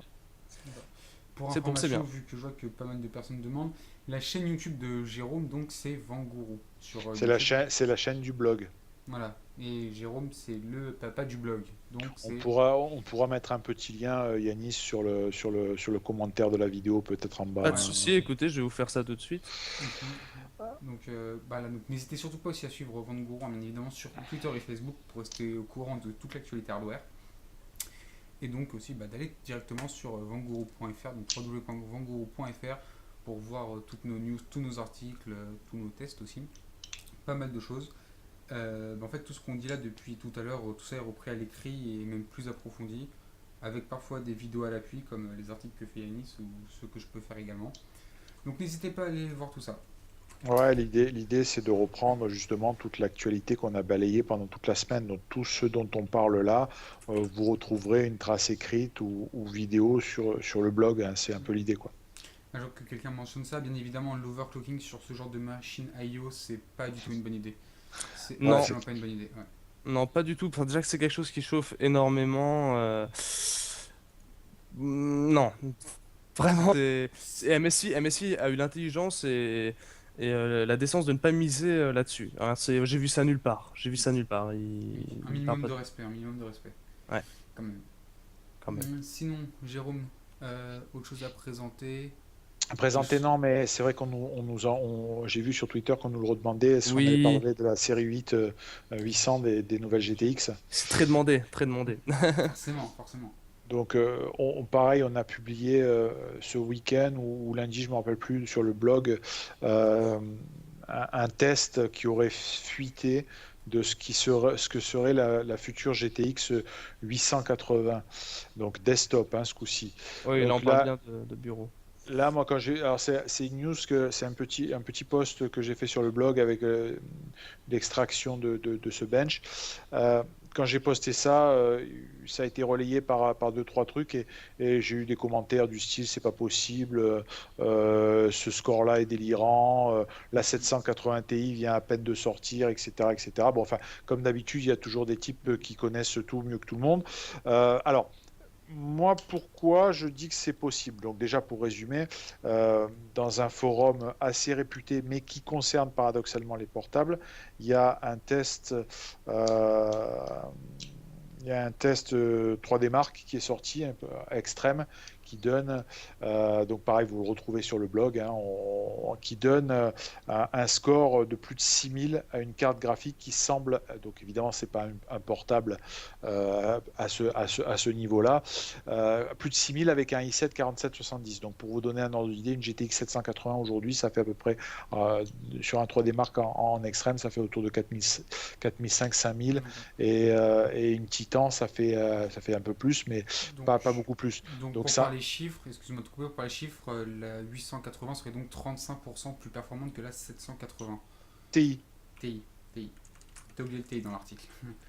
Alors, Euh, ouais, alors c'est la 780 normalement, j'ai dû me tromper. Bon, Non, c'est bien Caro, 780 Ti, c'est dans le titre de l'article où tu as oublié Ti. d'accord. Ah, Donc c'est quand même énorme, effectivement, parce que la 780 Ti, c'est quand même pas une petite carte. Euh, L'interrogation, c'est de se dire, oui, la 780 Ti vient à peine de sortir, elle a moins d'un an. Est-ce que c'est pas possible, on n'aura rien avant l'année prochaine? C'est déjà arrivé chez Nvidia. Parce qu'il faut pas oublier que la 780 Ti, comme la 770, ce sont des cartes qui sont que des rebadgings de ce qu'on avait il y a déjà quelques années. C'est du Kepler, Ouais. contrairement aux 750 et 750 Ti. C'est du Kepler rebadgé. Donc, il y a quelques améliorations au niveau des drivers, au niveau de la dissipation, mais techniquement, il n'y a quasiment aucune amélioration. Donc, Nvidia a juste profité de ce qu'il a, on va dire, dans ses cartons pour remonter un peu la puissance, mais il n'y a pas de réelle nouveauté. La 880 serait, donc, ce qui se dit, c'est que les fuites disent qu'il va y avoir une 870 et une 880 qui arriveraient sur le dernier trimestre de cette année. La 880 et la 870 seraient du Maxwell. Euh, et ce niveau de performance-là, moi, me paraît tout à fait cohérent. Surtout quand on voit les performances d'une 750 Ti, qui est une carte qui consomme très peu, qui est Exactement. sous-alimentée, etc. Ce qui veut dire que quand on va se mettre dans les configurations d'une grosse carte avec la bonne alimentation, les bons étages d'alim, la bonne fréquence, etc., euh, ça peut pousser. Ouais, ça peut mhm. pousser. Donc, commercialement, c'est possible. Par contre, c'est vrai que le score, pour moi, c'est la première fois que je vois d'une gamme à l'autre chez Nvidia un écart aussi important. Donc ça reste à confirmer. Le gars qui a posté, c'est un gars qui a déjà posté plusieurs trucs, donc c'est quand même quelqu'un d'assez sérieux. Ce qui me paraît être sérieux, c'est que le post a été enlevé sur demande de l'administrateur du forum. Donc généralement, pour qu'il y ait quelqu'un qui ait suffisamment de poids pour faire retirer un post Sur un forum en plus. sur un forum, c'est que ça doit être Nvidia qui a fait la pression. Donc bon, voilà, c'est à surveiller, à surveiller, à surveiller. Mais sortie d'une nouvelle gamme en fin d'année, oui. Après, bon, pareil, je vous invite à aller sur le blog. Il y a tout un tas moi, j'ai évoqué tout un tas d'évolutions de Maxwell. Il faut savoir que Nvidia est en train de changer son process de fabrication, de taille de gravure. Bon, ça correspondrait à pas mal de choses. Il y a d'autres pistes qui disent qu'il ne va pas y avoir de 880 qui vont sortir et qu'on va sortir directement une 970 ou une 980 gravée en 16 nano. Bon, voilà. Après, ouais. Il faudra voir. Bon là, à mon avis, ils ont tout intérêt à sortir quelque chose pour Noël, hein. C'est évident. Ils ont Après- tout intérêt à sortir quelque chose, d'autant plus que pareil, il y a très peu d'infos, mais on sait que AMD a deux trois trucs dans les cartons et c'est typiquement sur cette fin d'année de toute façon qui tire les dernières nouveautés, quoi. Oui, d'ailleurs, tu fais bien de mentionner AMD parce qu'il y a quelqu'un qui demandait justement si comment allait répliquer AMD si Nvidia sortait quelque chose en fin d'année. Ouais, Bah, ouais, excuse-moi, William, non, vas-y. non, c'est vrai que depuis le début du live, beaucoup de personnes demandent et AMD où est-ce que ça en est, surtout au niveau des processeurs, mais des cartes graphiques Bon. aussi, donc allons-y. Ben, en réalité, la vraie question, c'est est-ce qu'ils ont besoin de sortir quelque chose? Parce que les cartes AMD, elles marchent très bien. À partir de la R9 270, on a quand même des cartes qui sont excellentes. Ouais. Bon, je ne parle pas de la 290X bon, qui a effectivement les problèmes enfin les problèmes, pardon, les défauts qu'on connaît chez les cartes, sur les cartes AMD, c'est la chauffe, mais c'est Ouais. des cartes qui sont extrêmement puissantes et extrêmement bien placées en termes de prix. Donc, à part sur le très très haut de gamme, où on va dire qu'AMD peut chatouiller Nvidia parce qu'ils sont mieux placés en termes de prix et ils collent aux fesses en termes de performance, il n'y a pas vraiment besoin de. J'ai l'impression qu'ils sont plus en train de se regarder. AMD aurait un R10 en attente. Ouais, et puis ils Euh, vont voir ce que fait Nvidia en fonction de ça. Mais Ils vont. voilà. au-delà des performances pures des cartes graphiques et tout ça, moi il y a un truc que je remarque depuis la dernière série là, de cartes graphiques, aussi bien chez AMD que chez Nvidia, c'est qu'au-delà de la carte graphique physique en elle-même, il y a surtout une partie software qui se développe énormément avec Shadowplay, avec la 3D, avec chez AMD tout ce qui concerne le multi-écran, High Affinity, tout ça. Donc est-ce qu'ils vont pas aussi, au-delà de développer la partie physique et la partie matérielle, aller un peu se faire la guéguerre sur un point de vue purement software? Et est-ce que l'avenir des cartes graphiques et donc un peu aussi l'avenir du gaming, ça peut être aussi une grosse partie software de par ces cartes Ah, si graphiques? si c'est que software, Nvidia risque Ouais, ouais, c'est de clair. surpasser tout le monde. Ouais. Heureusement, il n'y a pas que ça, parce qu'on le voit, pourquoi les cartes AMD se vendent bien? Parce qu'elles sont moins chères et tout autant performantes, voire plus performantes que les cartes Nvidia. Mais Nvidia a effectivement l'avantage logiciel. Je veux dire, quand on voit Shadowplay, GeForce Experience, le système qui permet, enfin tout le logiciel qui tourne autour de la Shield aussi, hein, c'est des logiciels qui sont hyper travaillés et qui C'est très marchent. bien fait, c'est Ouais, très bien voilà. fait, ils ont une avance. Mais par contre, il y a deux choses qu'il faut voir. Déjà, petite parenthèse, AMD va sortir, ou je sais pas si c'est même pas sorti là ces dernières heures, un concurrent du Shadowplay. Mais il n'y a pas que ça. Tu disais, est-ce que la guerre se situe pas ailleurs? Oui, elle se situe ailleurs parce que par exemple pour Nvidia, qui a quand même des capacités de production, qui peut gérer sa production, changer sa taille de gravure, diminuer sa taille de gravure, passer en 16 nano, c'est un moyen de gagner, on en avait parlé l'autre fois, c'est un moyen de gagner plus d'argent. Parce qu'à partir du moment où on diminue la taille de gravure, on va faire, pour faire très court et très schématique, avec la même quantité de matière, le même wafer, on va faire plus de puces. Donc Ouais. en gros, les marges sont beaucoup plus importantes. Donc comment le justifier? Bah, peut-être par une nouvelle carte. Voilà. Mhm, mhm, c'est Tout à vrai. fait, tout à fait. Alors, question, remarque sur les différents réseaux sociaux. 16 nanomètres OMG. Et ouais, Oui, bah c'est la pas mal. technologie progresse. Et là j'ai un commentaire qui va m'intéresser parce que j'ai pu tester cette carte. Il y a quelqu'un qui dit dans le commentaire que dans les commentaires que la Sapphire R9 290 Tri-XOC est plutôt bien refroidie et silencieuse. Oui, elle est plutôt bien refroidie et silencieuse pour une 290 Ouais, qui voilà. habituellement chauffe énormément. Mais par contre, moi je l'ai testé en charge maximale, le Tri-XOC justement, qui est en fait légèrement overclocké, pas grand-chose quoi. C'est une carte qui reste effectivement très silencieuse et qui est bien refroidie, mais elle monte quand même très vite à 70 degrés. Vous regardez des cartes graphiques euh, haut de gamme, pas très haut de gamme comme la de 190, les cartes graphiques haut de gamme, euh, elles vont jamais atteindre ce genre de température, sauf s'il fait très chaud. Avec des refroidissements custom, vous serez toujours en dessous. Donc tu le mentionnais précédemment, les cartes AMD très puissantes comme les 290, 290, 290X et 295X2, c'est des cartes qui effectivement chauffent beaucoup. Après, Sapphire a très bien géré le refroidissement pour garder la carte silencieuse et pas la faire cramer de partout, mais il faut pas se leurrer, c'est des cartes qui chauffent, quoi. Alors, on nous dit c'est bien que les cartes graphiques progressent, mais il faut que le reste suive. Bah, le reste suit largement parce qu'après, Oui, le processeur en gaming c'est quelque chose qui est vraiment secondaire par rapport à la carte graphique. Parce que même un i5 2504 il y a 2 ans et fait encore largement son taf en gaming. Avec une 280X ou une 770, vous pouvez jouer en ultra la plupart des jeux, il y a aucun souci. Donc après au niveau de la RAM, les gens fantasment énormément sur la DDR4. Bah, pour l'instant la DDR3 fait encore très très très très bien le travail. Elle est pas enfin, elle est exploitée à 100% oui et non. On l'exploite bien mais bon on l'a pas mis à genoux complètement. On n'a pas vraiment une nécessité immédiate à passer sur la DDR4. Après, Ouais, enfin là je suis plus mesuré. C'est vrai qu'aujourd'hui le goulet d'étranglement il est sur la bande passante mémoire, hein. Le goulet d'étranglement est sur la bande passante mémoire. La DDR4, c'est pour ça que ça va apporter quelque chose. Mais bon, ça dépend des usages, ça dépend des voilà, voilà, et usages. en exactement, gaming, exactement. ici on parle en gaming vu qu'on parle plus carte graphique, en gaming pur, c'est pas ça qui va vraiment nous freiner en disant Non, on a des non, cartes non, graphiques non, trop non. puissantes. Là, voilà. Après, au niveau des disques durs, bah, on a de très bons cycles en 7100 en minute, c'est largement suffisant. On a des SSD, on a de quoi refroidir tout ça aussi. Bah tiens, en parlant de ça, il y a une question, est-ce que le H440 est bien? Le dernier boîtier de NZXT, oui, c'est un très bon boîtier, bien évidemment, j'en profite, hein. Donc on a tout ce qu'il faut autour pour refroidir tout ça, pour mettre tous ces composants dans de bonnes conditions. Donc non, il n'y a pas vraiment à s'inquiéter que le reste des composants ne suivent pas. Non, par contre, ce qui ne suit pas et ce qui n'a jamais suivi sur PC, et ce qui est intéressant avec ce qui arrive sur les nouvelles consoles, c'est que jusqu'à présent, pour qu'un jeu soit mieux, on se disait, bon, bah, les développeurs se cassaient pas trop la tête. On disait bah, il va y avoir un changement de GPU, tel nouveau jeu sortait, et ils te mettaient à genoux la dernière carte, hein. On a tous en mémoire Ouais, ouais, c'est ça. Crysis, d'autres trucs, etc.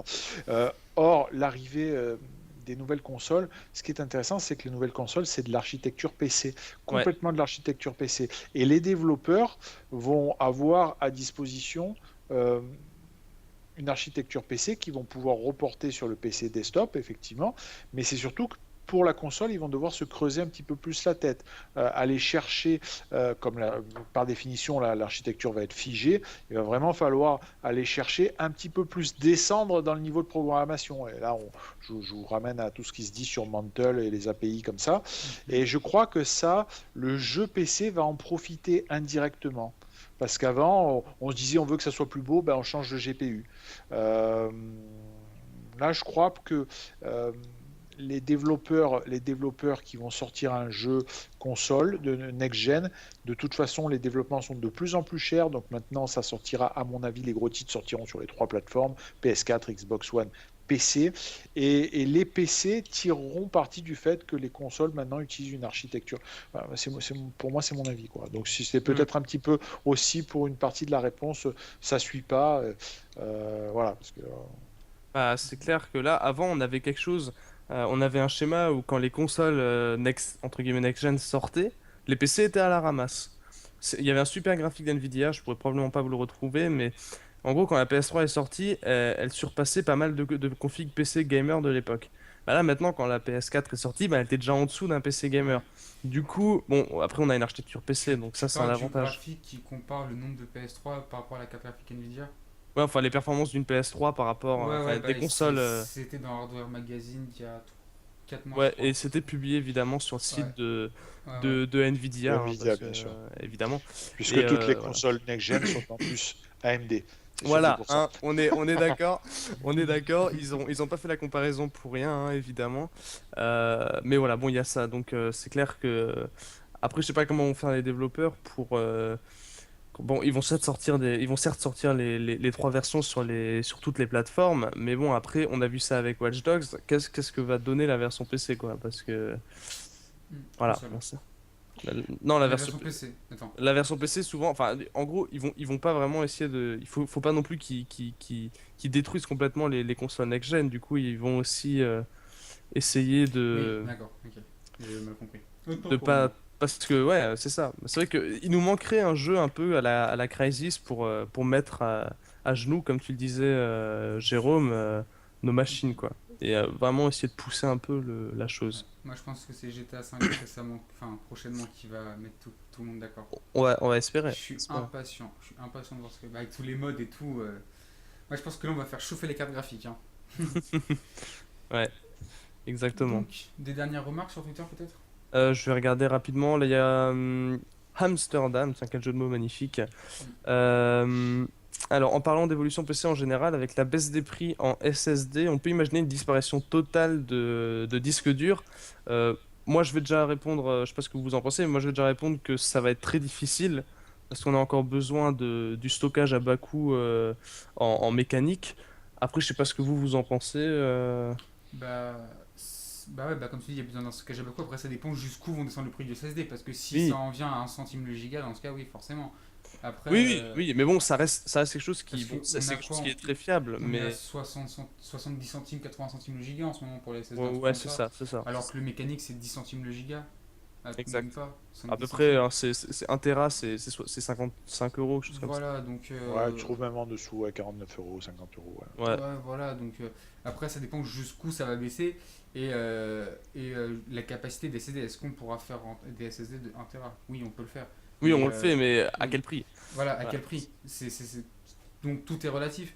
Mais moi je pense que le SSD va devenir un standard maintenant. Enfin, il y en aura dans tous les PC, forcément, il y aura un SSD. Contrairement à il y a 1 an où le SSD c'était vraiment le truc un peu rare qu'on rajoutait si on y restait du budget. Oui, mais Maintenant, le SSD va faire partie de la liste des composants classiques. après, est-ce que Euh, de là à faire disparaître le disque dur, c'est une autre question, hein. voilà. Parce Non, que, moi j'y crois pas. Je crois par contre à l'arrivée de 2-3 étages de SSD. Le SSD, on va dire entrée de gamme, où tu as une bande passante de 240 mégas. Et le SSD, on va dire un peu costaud, qui fait du 500, En 550 en PCI lecture. Express. Et puis voilà, et puis celui qui arrive en PCI Express. Et moi j'ai la chance d'en avoir un en PCI Express depuis une quinzaine de jours. Et c'est juste monstrueux, quoi. Bah, je veux bien que tu me l'envoies celui-là. Non, mais je vais le garder celui-là. Je vais le garder. C'est juste monstrueux. Donc j'avais déjà du très bon SSD Corsair qui était 550 mégas en lecture. Là, tu passes tu approches les 900. Bon, une fois que tu as goûté à ça, c'est moi, tu hallucinant. reviens pas en arrière, hein, ça, Ah, c'est c'est hallucinant. Ça change un PC. De toute façon, au jour d'aujourd'hui, tous les gens qui me disent, moi j'ai un PC, je veux changer ci, je veux changer ça, la première chose que tu fais, c'est ça, c'est un SSD aujourd'hui. Bien sûr. Tu changes la vie de tu changes ton PC fondamentalement avec un SSD, quoi. Bah, Et pour pas cher, quoi, parce que un bon SSD, et il faut du 500, il faut au moins du 500 pour vraiment profiter du 500 mégas en lecture et au moins du 400 en écriture. Il y a un Kingston, le SSD Nord qui va bien. C'est un produit qu'on arrive à trouver en cherchant un peu autour de 70 euros en 120 gigas. ouais. Ça, bon, c'est super, quoi. même limite, pour un tout petit PC bureautique, 60 Go c'est largement suffisant, hein.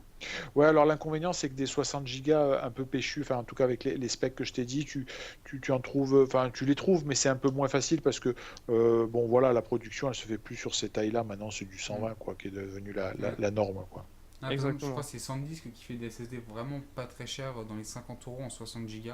Oui, c'est un disque, Ouais, et ouais. ça c'est Après, ils vraiment sont moins intéressant, quoi. performants, quoi. C'est Bien plus pour des sûr, bien PC sûr. bureautiques. Là, mais un PC purement bureautique avec OpenOffice dessus, notre petite boîte mail et qu'on se sert juste pour voir nos mails et tout ça, avec un site de 60 Go, t'es le roi du monde, quoi. Oui, bien sûr, bien Et sûr. vraiment très très bien.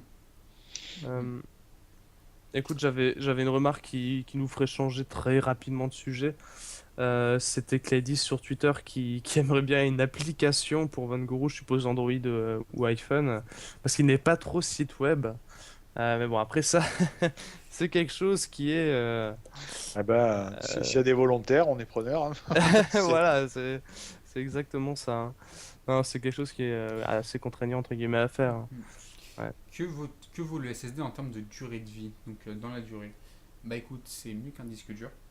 Comme il n'y a pas de partie mécanique, ça enlève déjà tout ce qui peut être panne matérielle, Ouais, dans un sens. t'as pas ce problème-là, Voilà, parce effectivement. que le gros Mais défaut tu du en as disque dur, d'autres. c'est Tu as que, d'autres voilà, problèmes, quand même. bien sûr, T'as d'autres problèmes, ouais.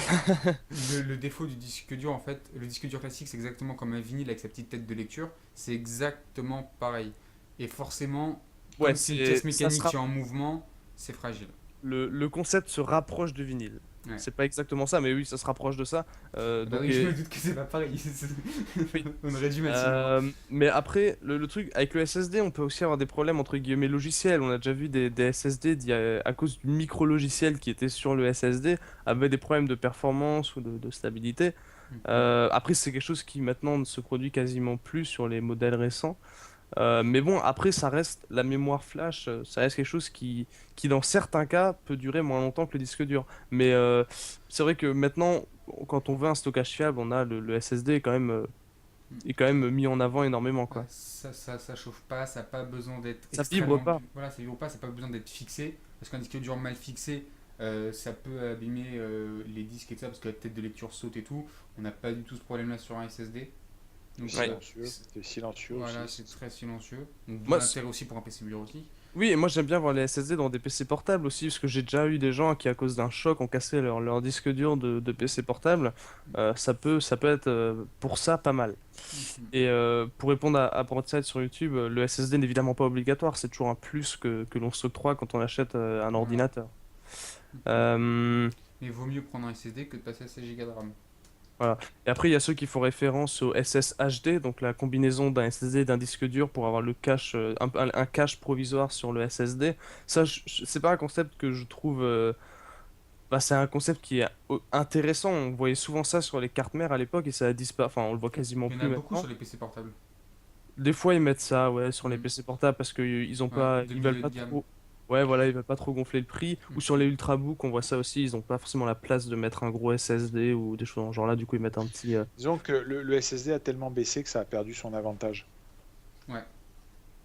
Oui, le cache SSD, oui, vaut mieux prendre un SSD complet directement Un que. SSD complet plus un disque mécanique. Voilà, c'est ça. C'est plus simple. Après, c'est vrai qu'il y a le côté, bon, il faut un peu se dépatouiller avec les fichiers sur le disque dur et l'OS sur le SSD, le logiciel sur le SSD, mais c'est quelque chose qui se comprend très rapidement, hein. Mhm. Oui, c'est un coup de main prendre, il faut juste faire un petit peu attention, mais c'est Ouais, pas besoin non plus d'avoir un diplôme d'ingénieur en informatique pour s'en sortir. Enfin, exactement. mhm. Exactement. Et il y a Laurent qui demandait pourquoi le SSD était aussi cher à produire. Alors bon, déjà, c'est moins cher maintenant, mais ça reste un procédé qui est plus complexe. Une technologie. Ouais. Voilà, c'est quelque chose qui... Le mécanique, enfin, c'est un concept est quelque chose qu'on maîtrise depuis longtemps, entre guillemets, hein. Le disque dur, vous auriez ça depuis très longtemps. On n'était pas Je vais nés. pas, je vais pas donner de date parce que Tu vas. sinon je vais dire des bêtises. Mais alors que la SSD, la mémoire flash, c'est quand même quelque chose qui, entre guillemets, est récent. On le voyait avec les premiers SSD qui sont sortis, c'était c'était pas très fiable et stable, on va dire, hein. Il y avait toujours il y avait des problèmes avec les micro-logiciels, il y avait des problèmes de durée de vie, enfin bon. Mais c'est quelque chose de plus récent et de plus difficile à produire, on va dire. Mhm. Moins maintenant, mais ça reste plus complexe à produire. Très bien. Je regarde un petit peu. Et je vais jeter un œil sur YouTube moi, en attendant. Ouais, parce que bon, effectivement, il y a Ah, quelqu'un. tiens, question Vas-y, pour vas-y. toi, ça c'est pour toi. Est-il intéressant de faire un RAID 0 de SSD? Ah, tiens. Pour un fort. Excellente question parce qu'en fait justement je pense que c'est ce que tu allais dire, j'ai effectivement un RAID 0 de SSD donc effectivement je suis assez bien placé pour répondre à cette question. Est-ce que ça a changé ma vie? Je ne pense pas parce que le gain en plus c'est pas du x2 hein, le RAID 0. Souvent c'est du x1.8, enfin c'est dans ces eaux-là. Du coup je fais du 800 mégabits en lecture et du 600 en écriture ou 700 en écriture, quelque chose comme ça. Euh, J'ai gagné un peu en temps de démarrage, mais en soi, passer de 400 à 800, vous allez pas vraiment ressentir la différence. Moi, j'ai juste fait un RAID 0 pour avoir un espace de stockage en SSD, T'as pour plus fait pas ça pour le fun, m'embêter. quoi. Oui, parce qu'en fait, j'avais déjà un SSD, je voulais plus de stockage en SSD. Je me suis dit, qu'est-ce que je fais? Je vais vendre le SSD, prendre un 250, j'ai rajouté un de 120, et puis je me suis dit, on va tester le RAID 0. Mm. Voilà. Après, c'est un confort léger, mais ne vous embêtez pas à faire des RAID 0 d'SSD, parce que s'il y a un de vos SSD qui lâche, vous perdez tout. Donc, Alors, qu'est-ce qu'il faut mettre sur le SSD? Qu'est-ce qu'il faut mettre? Alors, moi, ce que je mets sur mon SSD, personnellement, je mets mon OS et après, je mets surtout mes logiciels quotidiens comme Skype, comme Photoshop, comme ma boîte mail parce que ça prend vraiment pas beaucoup de place et il y a vraiment un gain intéressant. Mon navigateur internet et je mets aussi, par exemple, OpenOffice. Voilà. Donc, moi, c'est vraiment ce que je mets sur mon SSD, c'est vraiment les choses dont je me sers le plus souvent. Et après, par exemple, aucun de mes jeux n'est sur mon SSD parce que ça n'a pas d'intérêt. Par exemple, un jeu comme League of Legends, ok, vous allez charger votre partie en 5 secondes. Mais après, de toute façon, vous êtes obligé d'attendre les autres. Donc ça n'a juste aucun intérêt de mettre un jeu ouais. comme LoL Après, le SSD. il y a toujours des jeux comme Battlefield ou des choses dans ce genre-là où ça peut être utile. Hmm. Mais c'est vrai que la plupart du temps, ne mettez pas vos jeux Non, mais si. là-dessus, hein. Hmm. Bien évidemment. Ouais, alors je regarde rapidement. Moi, le tour a été fait de mon côté. D'accord. Hmm.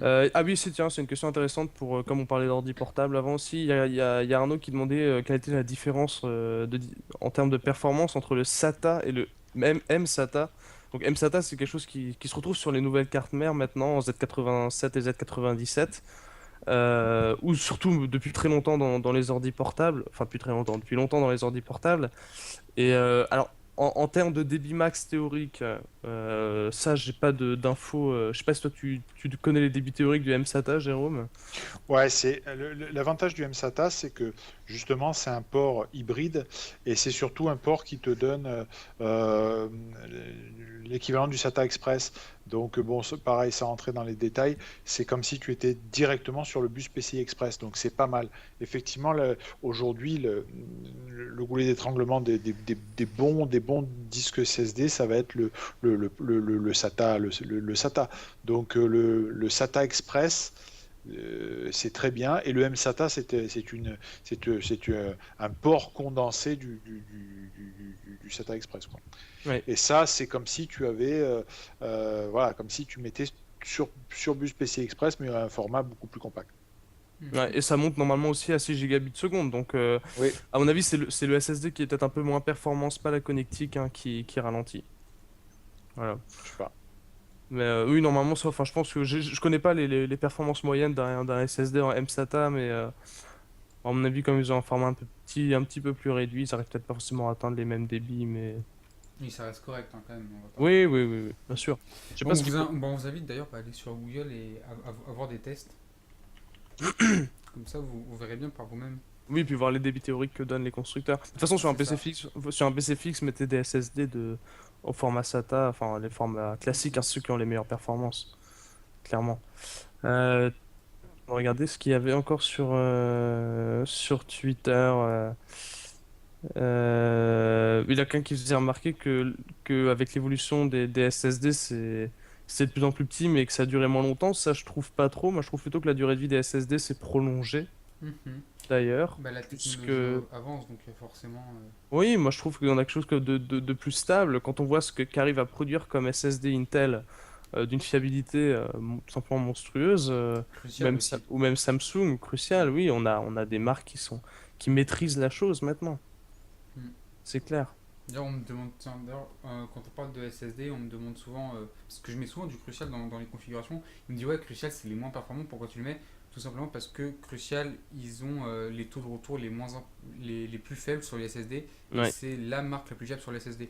Donc, si on ne cherche pas vraiment la performance et qu'on veut s'acheter un SSD sans pour autant vouloir démarrer Windows en top chrono, prenez du Crucial, c'est fiable, c'est très bon, et les débits sont quand même très corrects, hein.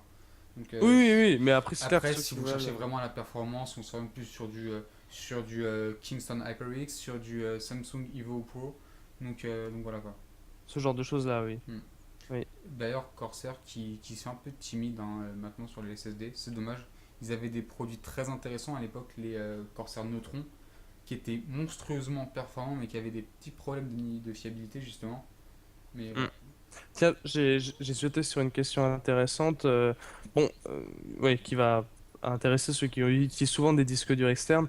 Il demandait si ça changeait quelque chose de brancher un disque dur externe sur le port eSATA ou sur le port USB 3. Alors déjà, trouver un disque dur externe en eSATA, faut le C'est faire. rare, ouais, c'est C'est rare.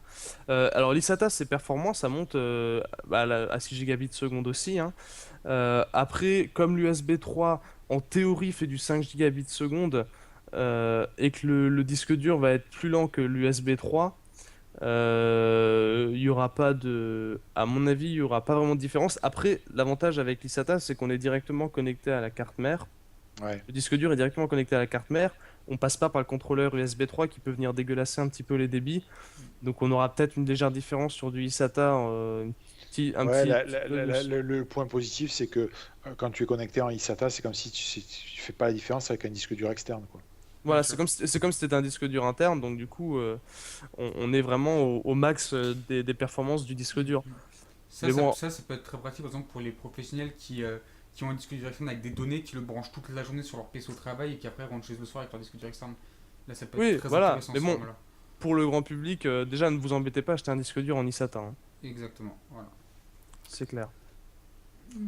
Jérôme, as-tu des choses à ajouter? Sinon, quelque chose qui te vient en tête, sur lequel tu voudrais revenir ou autre? Bah écoute, je pense que c'est déjà pas mal, hein. On a balayé pas mal, assez On large a, là, hein. on a balayé pas mal de choses, Mm. Ouais, effectivement. ouais, du coup, je pense qu'on va pouvoir s'arrêter là-dessus. Si pour toi aussi, Yanis, c'est fini. Oui, Tu n'as ben, pas. je regarde rapidement dans les derniers articles qui ont été Mhm. publiés pour voir, bon, Ouais. ça c'est s'il y avait Mm. des sujets particuliers, mais je pense on a vu pas mal de topics. Je vais juste faire un tour sur Twitter à la limite. Euh,